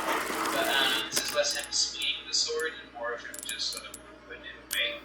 It doesn't really feel Fine. Also, fun tip, if you ever want to hear a certain sound effect, there's in the way, and you don't want him to go all the way to the option to turn it down. Just use him in the box since never losing your choice. The second is how the back end of his up flow will always be regardless of whether or not it actually goes. Sour spots now. It's still the same beefy audio, whereas normal sour spot hits are way lighter. Alright, that wasn't everyone, but... Next, the front pitch is how Marth's crouching animation. Alright, I didn't kill you guys. The change is, as usual, very obvious, especially here, because of how he's going to transition to that position. The thing that's interesting is that this isn't the case for all items. I tested everything that it can carry, and it was generally consistent among the item types. Yeah, it's pretty easy to miss, but look here. When you hover over an item, a certain category is given to the group. Like how the Pokeball is a Alright, now I can actually finally save. Item, or how the Smart Bomb is a throwing item, and it's not exploding. Ooh, happy All the grenade item types recipe. that I tested cause this change in animation, except I should for do all that, the maybe. battery items and all of the shooting items, which did not cause a change. There were also 3 other exceptions. Right. The motion Let's sensor get that bomb, 100,000, the baby. field, and the boomerang. None of them caused a change in the crouch, despite the fact that all other throwing items worked. I'm not entirely sure what's so unique about these 3 throwing items specifically, or honestly why this happens for some items and not others. You know what, I'm gonna go back. Also, the compliment is how this characteristic of crouching animations also happens for Lucina, and it's the same thing as Marth. And then get some more fish Sort of has his body at more of an angle. as well. Roy, who's similar to Marth. Grom uses Roy's previous crouch animation, not his own, since he's new to this game, so he doesn't have a previous animation to borrow from. And Wolf, who goes from a normal crouch to a much more feral and frankly cooler looking one. And from what I tested, the same exceptions of which items didn't cause this to happen were consistent. Well, I meant to make submachine gun ammo. My bad. Whatever. Actually has leggings on. You can see that the color here is a nice beige green, or I guess barf green now. And the texturing on them is unique from usual, giving them more of a cloth feel, so you know it's intentional. This is likely because this alt is meant to reference Breath of the Wild Link, so they gave him pants to cover it. I don't know why they chose this green color, but maybe it's because if they did beige, like Breath of the Wild Link's pants, it might blend in too much and look weird. I don't know. I mean, I guess it's close enough. Next, if you look at Young Link's hair, I got bonuses anyhow. but some shadows sort of block. Yeah, it's quick enough anyhow. Well, since Young Link's And I hair want all the goes healing that I can get. under certain states, like when taking knockback, if you look Oh at well, his hair, having a lot of you can stingray ammo see can't that his sideburns just hurt. aren't connected, which looks often weird. Also,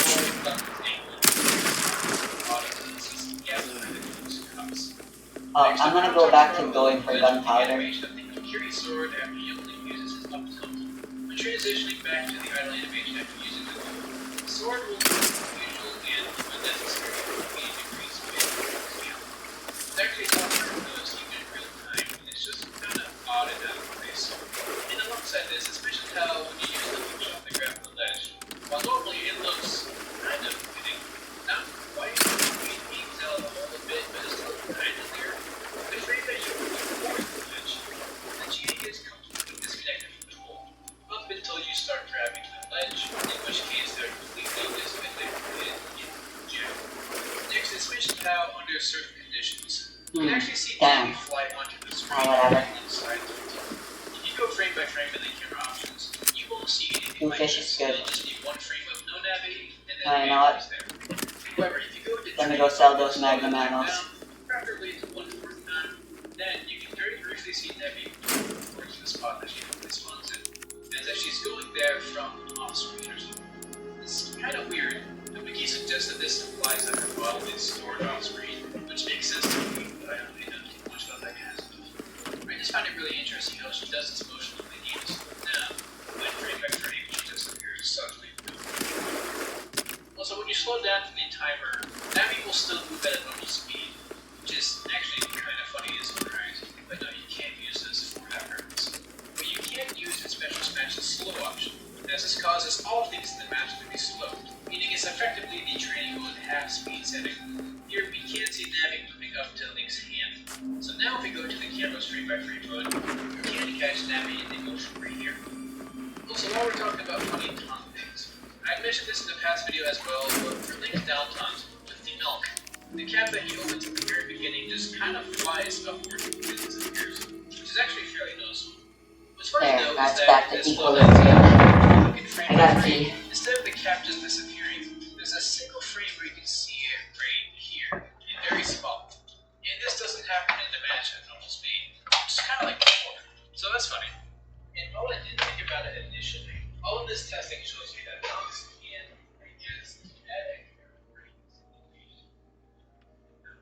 I want to see if that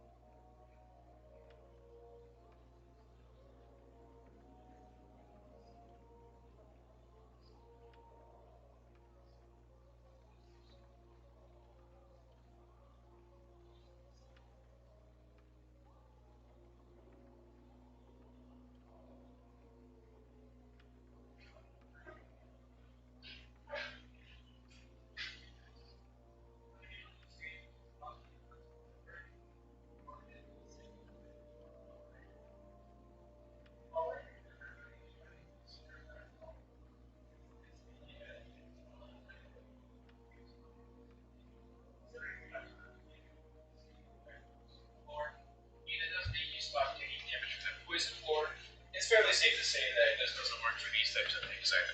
And now let's end the video off with YouTube. First, let's mention how Mewtwo is the only character whose victory grunts and laughter and other such victories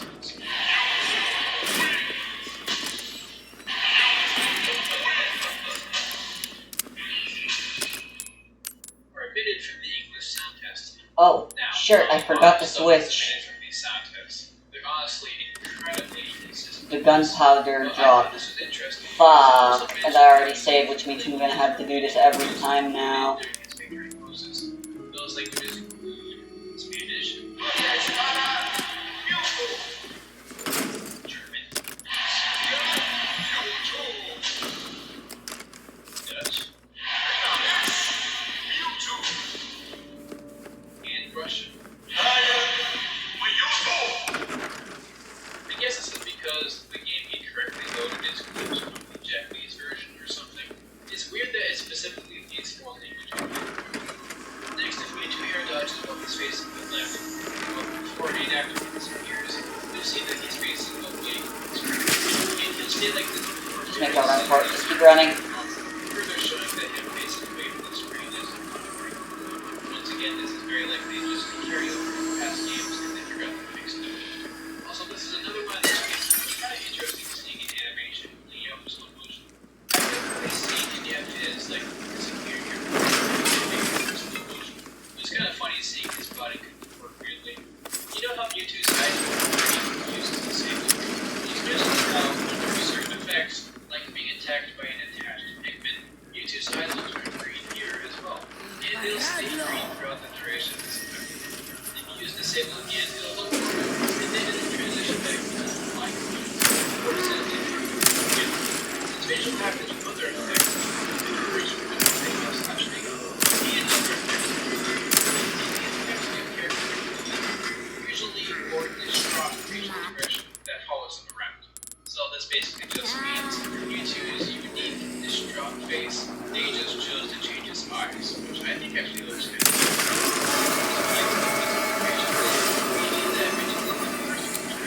It also happens the same thing. I had a lot of comments about this one, which didn't mention that this is original. All the others have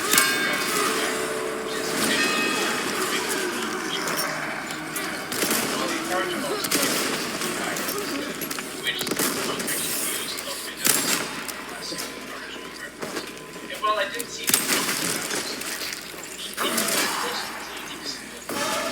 you can't see it because it's lighting from the stage.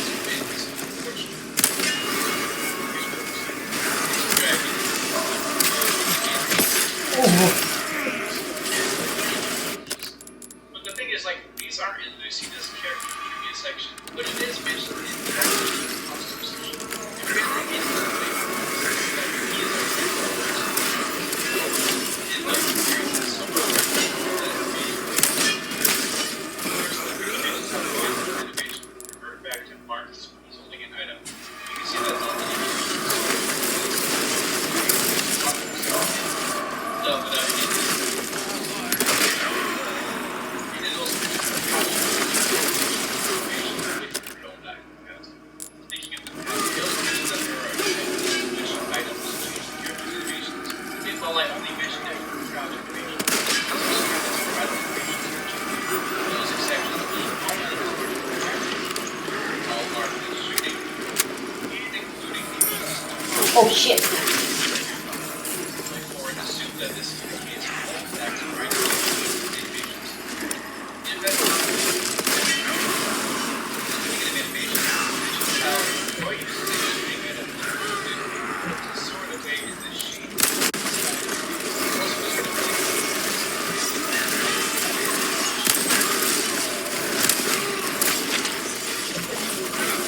Scabbard. Like, I don't think sheath is wrong, but I guess it's like calling a square a rectangle or something like that. I don't know, there's a whole rabbit hole that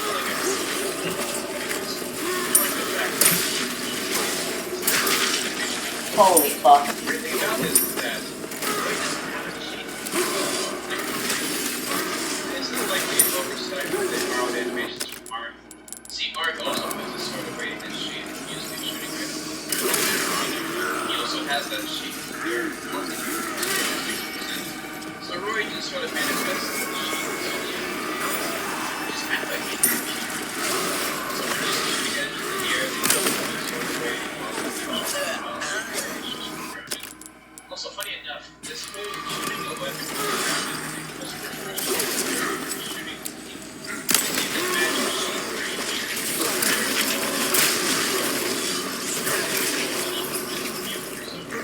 God damn, the hand cannon really sucks. Oh. Oh.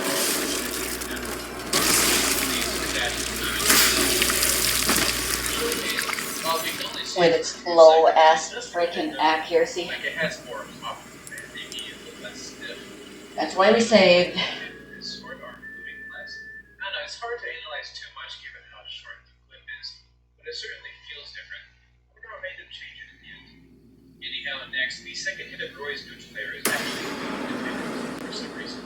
We've gone over this topic a few times on the channel before, but basically that means that the complex calculation ignores the factor of weight. Meaning Bowser, the heaviest character in the game, gets KO'd at around 155% from this, and Pichu, the lightest character in the game, also gets KO'd around 155%, give or take due to various inconsistencies in their box size. As is the case for other examples of weight-independent knockback that I've seen, the fact that it ignores weight doesn't mean it's a mistake, but here it very likely is because none of the other Marthies have this issue with their neutral layers. The second hit of Marth's Timber neutral layer starts KOing Pichu at around 90 and Bowser at around 135 or so. And the same type of differences are there for Lucina, and surprisingly also Chrom, despite him being an HD remastered Roy. The thing is, Marth, Lucina, and Chrom do all have that weight independent feature on their neutral layer, but it's just for the first hit. This is likely to make it more consistent to combo to the second hit for the entire cast, which makes perfect sense.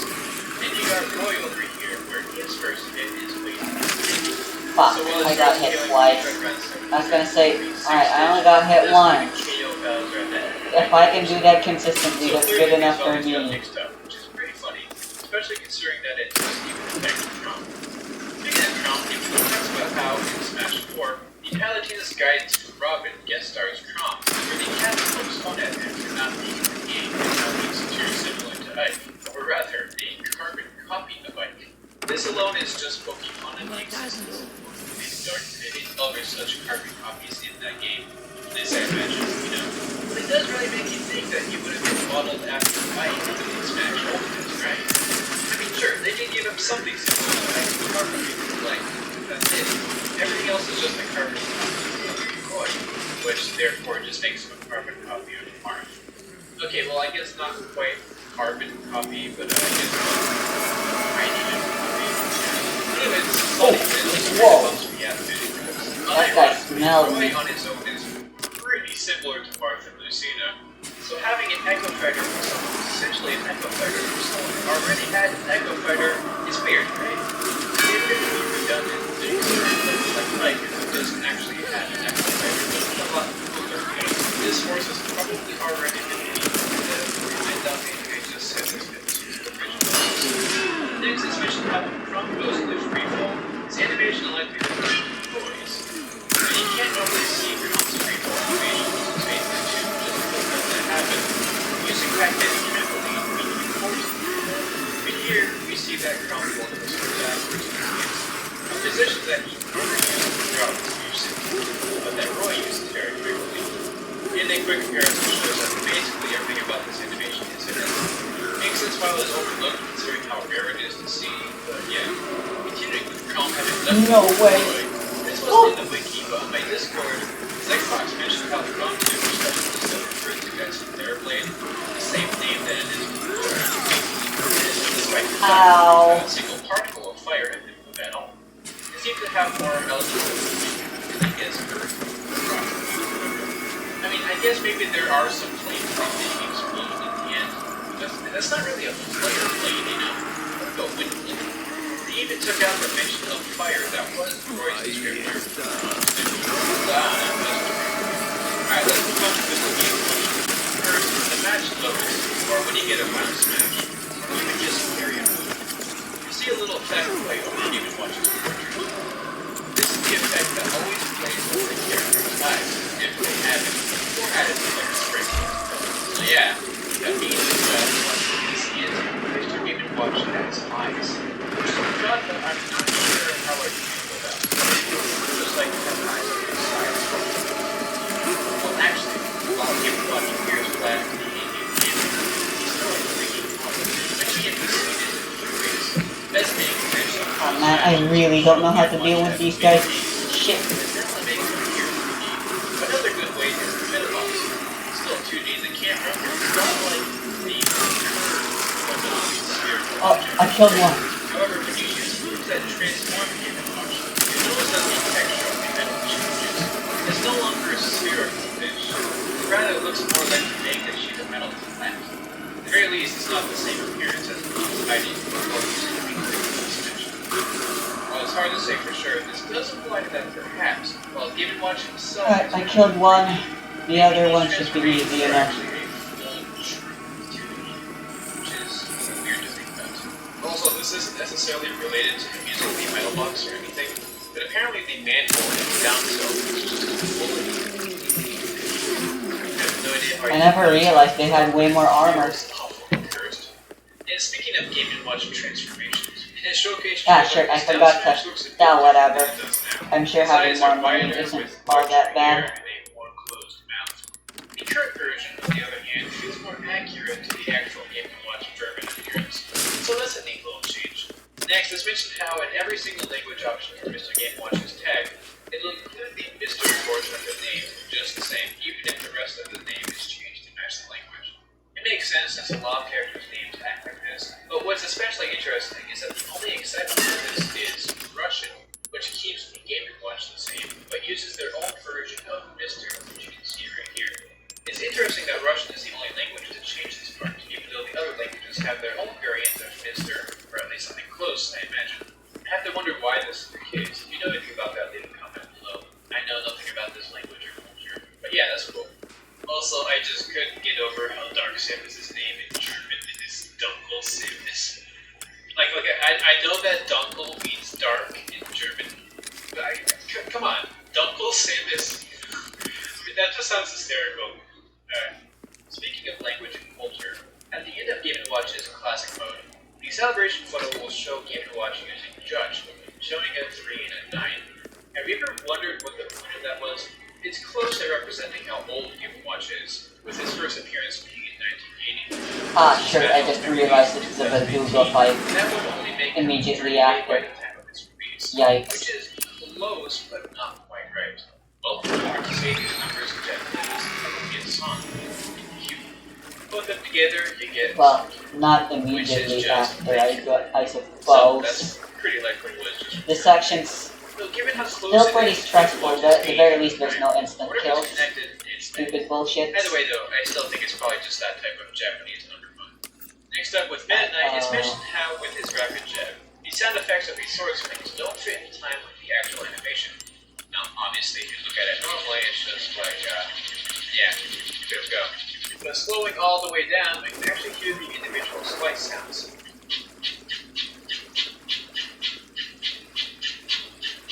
This alone honestly amazes me, how they didn't just slap over random groups of sounds to the animation, that there's an actual attempt here to make it match. That's not the type of thing you usually notice. The prompt said that they were out of sync, right? Well, if you're like me at all and watched this for a while, things might actually seem like they fit together. But I think that's just our brains filling in the gaps to make it all work out. When I look at the file in my video editor and play things up slower, yeah, they aren't actually slow.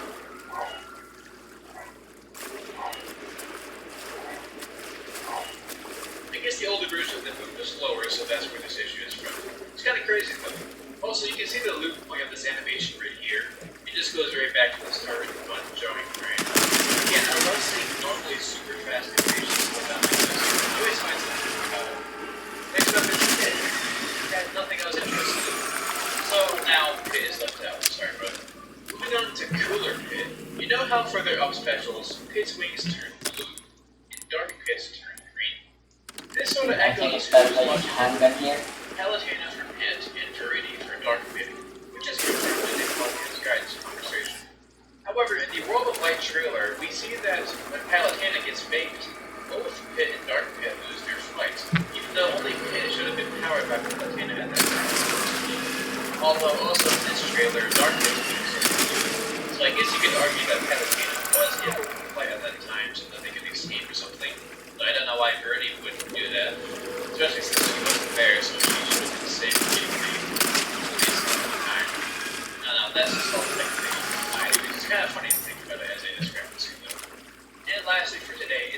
how apparently the original reason for Dark Pit being a character in the first place is actually kind of like how Alpha is for Olimar, was because of how Pit's Final Smash in Smash 4 was the 3 sacred treasures. Something Sakurai reasonably saw unfitting for Dark Pit to use.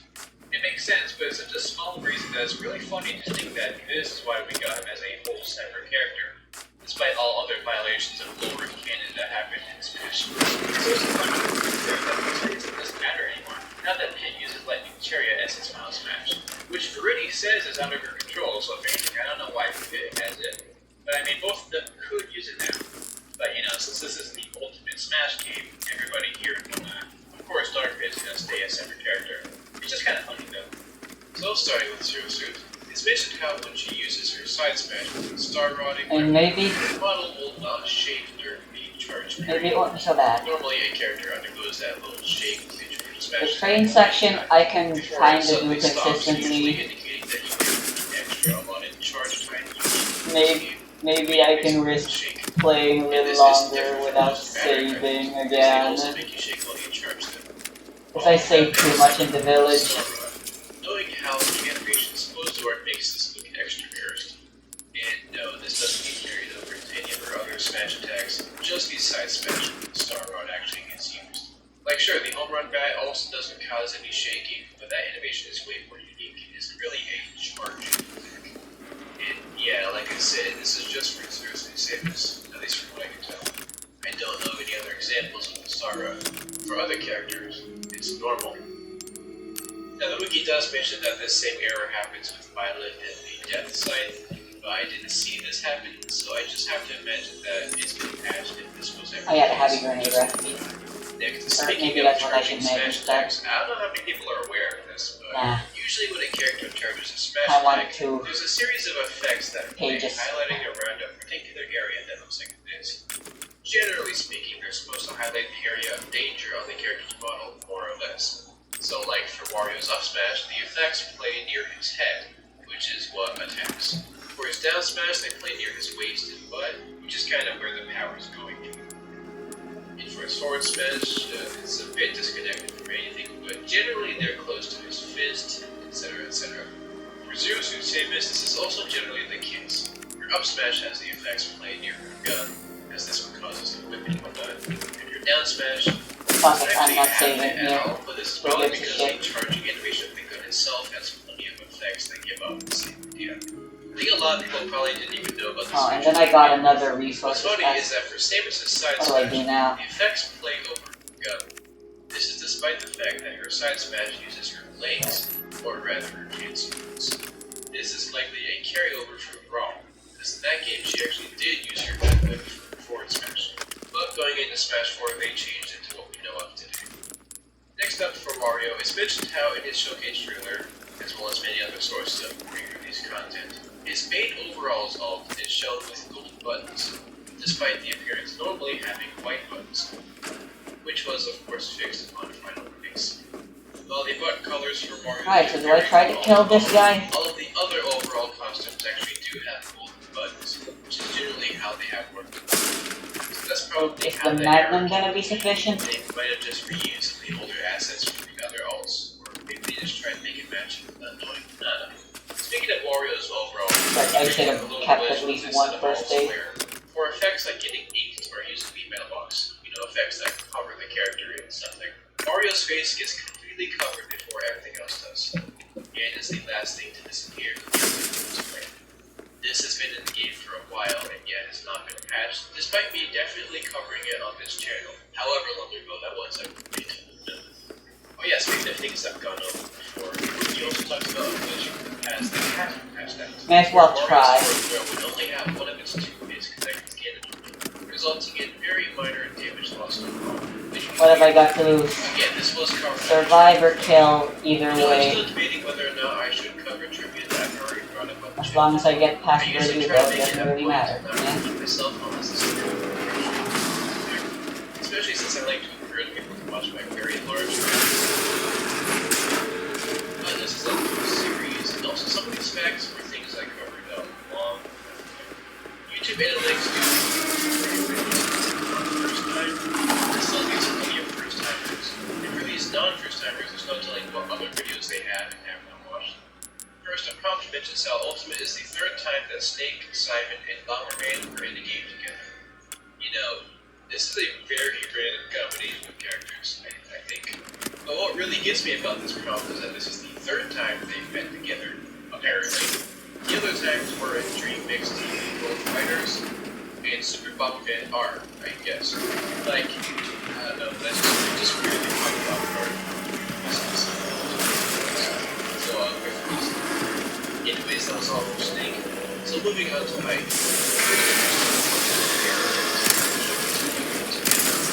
see him as a great leader. It's gorgeous, it's basically great. Even though he's actually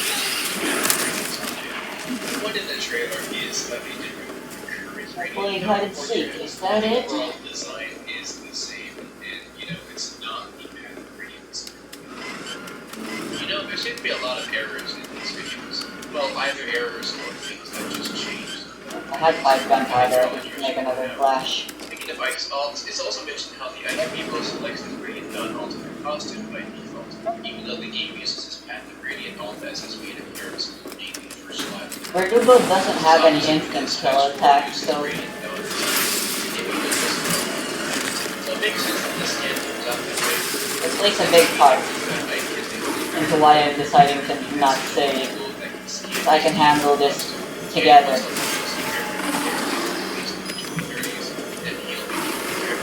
Ooh. Also, yeah, I know that you can like change which all you can as you like afterwards. I was referring to so close to this game. Next is mentioned how Ike is the only returning character for all of its like conversations which feature characters aka normally the way to start this is the same as goes. Again. No!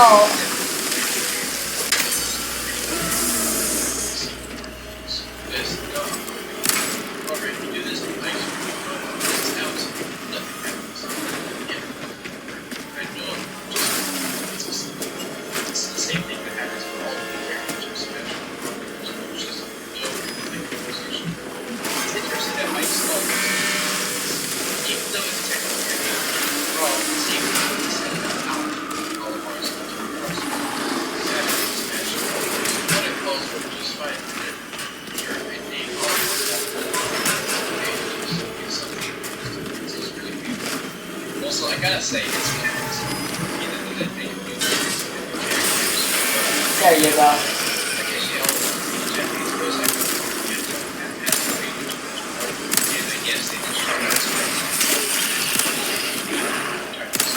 So that's not necessarily a confirmed reason to smash like the expanded. At least we got new lines and developing this guidance, which were cool. I mean, we really gotta stop the conversation. Also, very Starfox variants lines actually don't depend on your fighting or anything. Rather, it just depends on where the stage of the background is. That's why it might take a while for it to appear as you initiate the special moves. So it has to wait until the background area is closed. Anyways, lastly for Mike, especially with this little visual that shows the move of the state, which we can see with the very so great stuff at the end of the background. Yeah, alright, moving on to the versus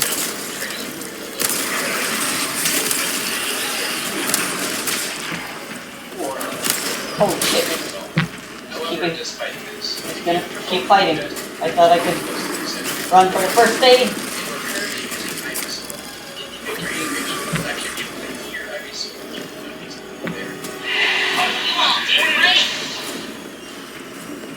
This is not the case with Squirtle, which is interesting. This round also mentions how Here comes the last one. Pokemon that have the victory screen won't be the last one. Instead, next again, you can see it again where I lose my last talk in Squirtle and the victory Hot day, young. Next is mentioned how Pokemon Trainer is present in a main player Smash match. The sound effects for the transition to the result screen will be out of sync.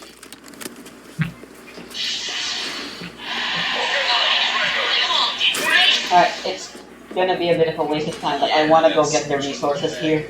Even when I played with everyone, The first aid spray and stuff. You can never have too much fuel for safety. I guess Pokemon Treasure brings some real extra baggage. Next, the wiki talks about how if you mod the game to allow characters to be KO'd during So nice, I got my Magnum ammo back. Pokemon Trainer gets KO'd here, and their animation will actually change from Wow. screen mode to be defeated, Gunpowder which galore. is super interesting. Obviously, I couldn't do that I want more myself, flashes. so major props to my Sherman Games for having recorded that. The channel is absolutely full of modding content, and it is super interesting and we recommend it. And lastly, for Pokemon Trainer, it's mentioned how Squirtle and Ivysaur Nintendo doesn't like mod did not stuff have an though. announcer voice good by Sam Novus. Since when you start Pokemon Trainer, Although to be fair, a lot of companies don't like and in modded Smash 4, stuff. Charizard was all by his lonesome, so we got an announcement line from him that so, poor Squirtle and Ivysaur. Alright, just a little bit more for that one. Also, I went to the wiki pages for each individual Pokemon and did find a few additional There's things. handgun ammo there. Ivysaur performs a ledge jump. You And see that I'll switch skip which it. they're using to hold the ledge, and the body has their back facing I don't like having a which lot of happens just whatever, as fine, why not? unintentional carryover from the brawl. And this happens on Ivysaur. Alright, this thing. I can't And believe for I forgot Charizard, about it. one entry mentions how one of the in-game tips is that his wings won't take damage for his up tilt, even though this isn't actually true. Fuck, I'm In this already game, 4 we have a hours. hurt box to his wings, which we can easily visualize in training mode by giving him a superstar and turn them to visualizer. I'm really stretching it It's thin. not perfect, but his hurt box definitely covers some of his wings. So this is likely a carryover from Smash 4, where he didn't use his hurt boxes. And lastly, for all this stuff, it's mentioned how during Triple Finish, Charizard is seen using Fire Blast 5 times for the entire book, which is the exact number of base PP that has in the game. I guess I can I'm not sure save if that was done intentionally or if that's how it just in the rail tracks. Also, yeah, which moves are using the Final Smash. Krauser isn't really an issue, I think. Squirtle uses Hydro Pump, Ivysaur uses I will need to Scream, probably Charizard max out, uses or Fire at least get Blast, using the knife to level that last video, I 4. briefly pointed out what each Pokemon uses in the Triple Finish Final Smash, with Charizard using Fire Blast and Ivysaur using Solar Beam, all of which makes sense. But I I'm also almost see at that time. I need Squirtle to make uses one last Hydro save and then that'll be And I it. had some people saying And yeah, that I they think thought it looked way more like Whirlpool instead, which is a I might hate it if I try. through TMs. And I have to agree, especially But how there is the safe strat I know is used now by another Pokemon that I can that do. the Ninja is up special. And it looks super different here, it's just a straight line. Okay, well frankly, this type of comparison isn't completely fair, as this being Hydro Pump in and of itself is kinda silly, considering the move is super powerful in Pokemon games. In here it acts like Mario's Flood. But anyways, I wasn't pulling that information out of thin air. It's literally stated in the in-game tips that Squirtle is using Hydro Pump for the move. Of course, as we know on this channel, these in-game tips have a pretty bad track record of reliability. Though the tip does specify that the Hydro Pump is wide, covering the top and the bottom, which I guess you could say implies that Squirtle is merely using Hydro Pump in a more unique way. And originally in this video I had gone a whole spiel about how I think this tip is wrong and that Squirtle actually is using Whirlpool instead, but I don't know. I feel like either interpretation had met me with backlash from Fuck some it. folk, and realistically, I'll Hydro save Pump in does the make rails. the most sense given Let's the go. theming of this Final Smash, so yeah, it just looks kinda weird, but it probably still is Hydro Pump anyways. So starting with Lucas. Our first piece of trivia is another one regarding idle animations. Basically, when Lucas is holding an item, his animation will change into what Ness's was from Smash 4. We can very clearly tell the difference here. This is despite the fact that Ness's idle animation was actually changed going into this game. Next, and I really like this one, but it's mentioned how when Lucas is facing left when using his side smash, the stick will Oh, the straight away CQBR. at the end of the animation. Huh, so if you don't You can get see this when using it facing right. I've After done the it. swing, the stick Shows begins up in the shrinking store before fading instead. away. that's Considering this interesting. feels more natural overall compared to the stick just lingering around before suddenly vanishing into thin air, I do think it's safe to assume that this is what the animation is meant to be, though why there's this discrepancy is beyond me. Though this whole thing actually made me think of two follow-up questions. First, what happens when you introduce flipping moves like Mario's cape? Well, if you start charging while facing right and get caped, when you release the attack, the animation is the same as if you just use the move while facing left, so the stick does not shrink away.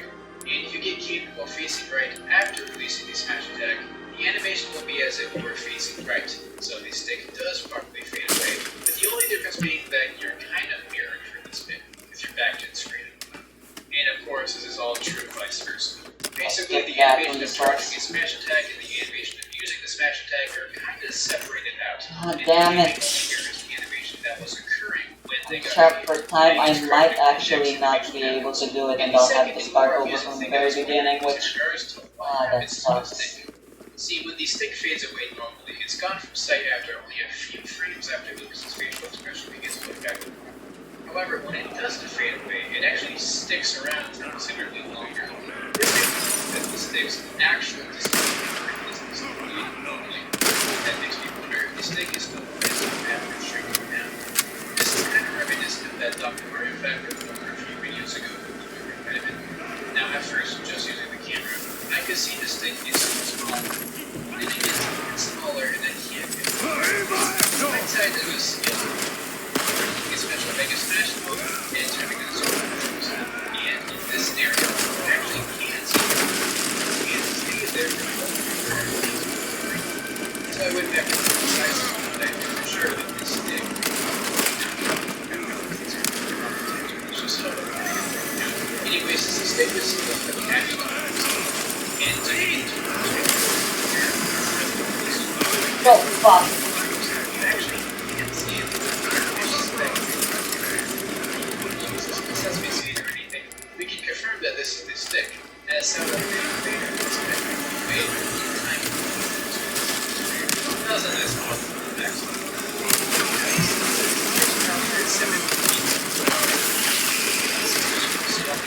Smash 4, but the fur color remained untouched.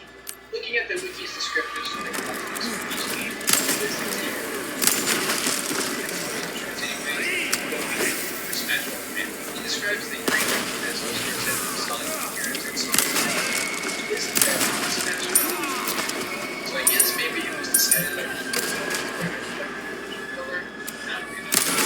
Speaking of things, both of these were the voice lines for Sonic sleeping and for him servicing directly from the voice actor was Jason Ritter, even though the rest of it is if we simply make a direct comparison with both hear that they're the same. It's generally having all these assets uploaded. Here's what's happening.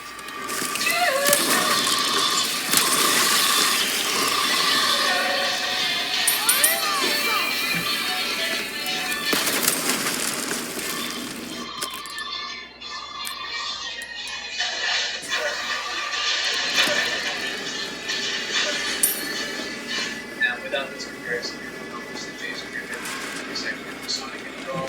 I don't think that the meaning made it so that Where the heck's the chainsaw lady? Oh.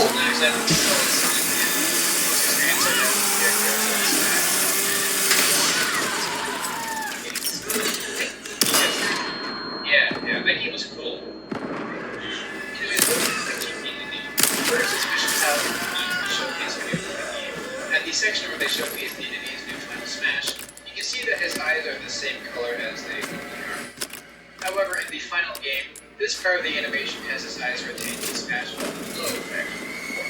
Clearly, the buff Meanwhile, another common mentioned how, during the final Smash, the camera shakes as the rockets hit the opponent. You can clearly see the camera flip below the rocket's big stage, and give us a short glimpse of it, which is also visible in the trailer version. Speaking of versions, the wiki also brings up an interesting distinction between the Chinese simplified version and the Chinese official version. The simplified version is announced for the first time in the where they announced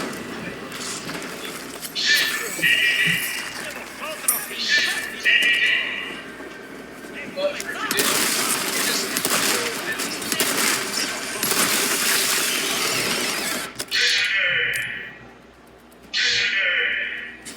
it's very interesting that the Chinese have announcements for DDD, considering the way that the events spelled is the same between the two.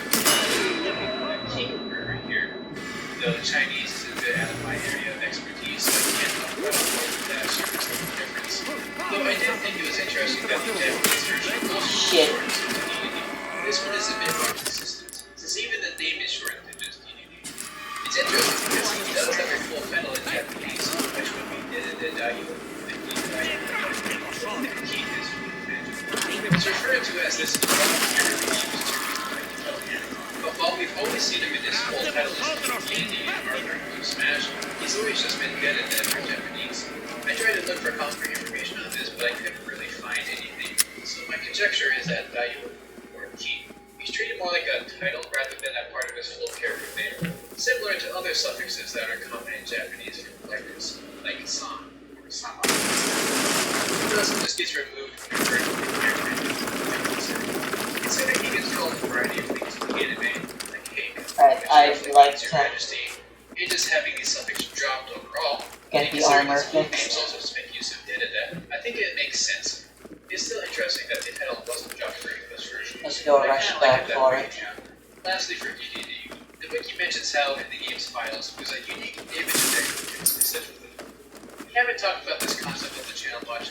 Basically, an effect can range from electric, which causes the stunning effect of electric-based moves, grab, which is of course used for grabbing moves, to more character-specific effects like grappling, or Samus's and Dark Samus's tether and grabs, which gives off a unique purplish shock similar to the electric effect, and so on. There's a whole list here, and it's pretty interesting to get an idea of what is considered an effect. The one I'm most interested in is one called DDD. Yes, that's what the effect is called. It's identical to the standard normal effect in seemingly all meaningful ways, those being function and aesthetics. Yet, it's still considered its own effect. It's used in all of DDD's attacks that make use of the hammer. All of them except for the jet hammer, which just uses the normal effect, I guess. This effect was supposedly introduced in this game, No more flashes. and while it's not the only damage effect that's character specific, it certainly got the aura of a refined key. But with it being named after the key himself, and also not elaborating on its purpose, just weird. I mean, I'm sure there's something there, but I don't know. I like to think that it's a separate effect just because D&D is a little different. Alright, moving on to Olimar. First, I'm going to mention how Olimar's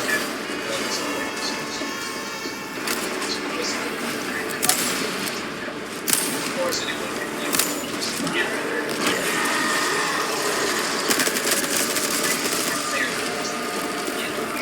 definitely see that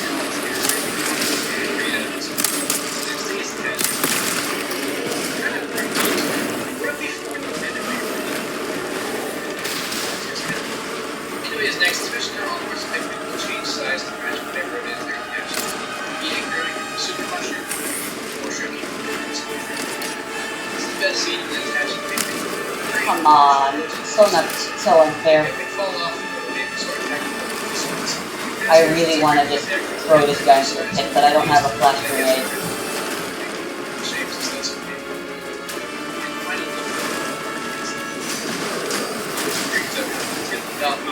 Used to use a different call of business key, which I covered well in the picture. This has now been half of the character used. Next is Red, who was interested in service this ahead of the last character problem. First is mission from Rob Stopper in this mission, which is biased to the character. The others being Red Knight, Sonic, and Benjamin. Makes sense considering some of these were just shapes and the guys have next every character will bring a Smash over the website and introduce series as their but since Rob is the only character for half of those stages, it is very consistent. His background does fit. It's sad, but I guess it's what happens when you're working with this I mean, I would have expected them to just give him one of the miscellaneous stages in the game, like Pico Chat or I guess it's next division from Rob is the only character resolved in the course of a severe battle, which occasionally can be linked with reasons. Let's take this Villager and Iron Bones here as an example. In the English version, you'll be fighting the Famicom version of Rob, the Red Lips, and in Japanese, you'll be fighting the NES version of Rob, mostly green. This might seem backwards at first, but I think it's probably just the case that this specific sphere of light just seems to have Rob's second is in the Western version, so everyone watching it is used to. Rob's second is the Famicom version, is the equivalent of the NES version. But in the Asian Japanese here, with the NES version, so that all lines up. It's actually Timing has nothing to do with getting that guy to fall down. You can see them all by going to Rob's wiki page and going through the names. And they certainly do look like the type of abbreviated names found in code files, which I think is a really fun touch. Throwing out this another animation change. Though this one is more subtle. Basically, when Toon Link is carrying an item, his facial expressions will change to his Smash 4 versions. See how normally he just keeps his serious face for most of the idle animation? But here he sort of does a look. And continuing with previously seen types of trivia, here's a fun discrepancy between his trailer and his current version. Actually, let me just play some of the footage for you and see if you can guess what it is.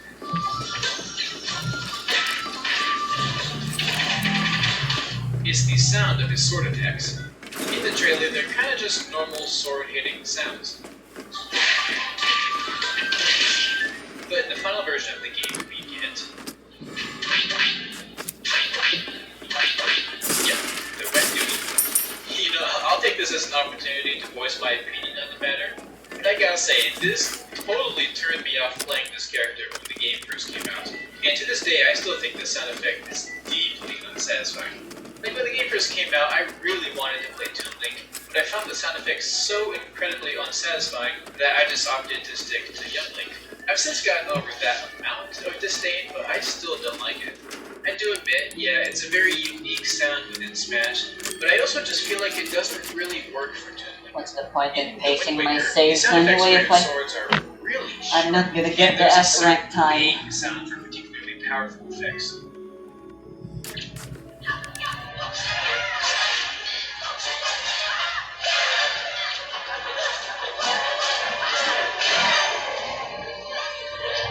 I'm gonna complete Castle at 5 hours, which will give me only 30 minutes. Like, I have zero recollection of anything sounding for Island. If they wanted to stylize which is impossible. In Smash, they honestly could have just based it around these sounds, or just straight up use these sounds, and it would have worked out perfectly.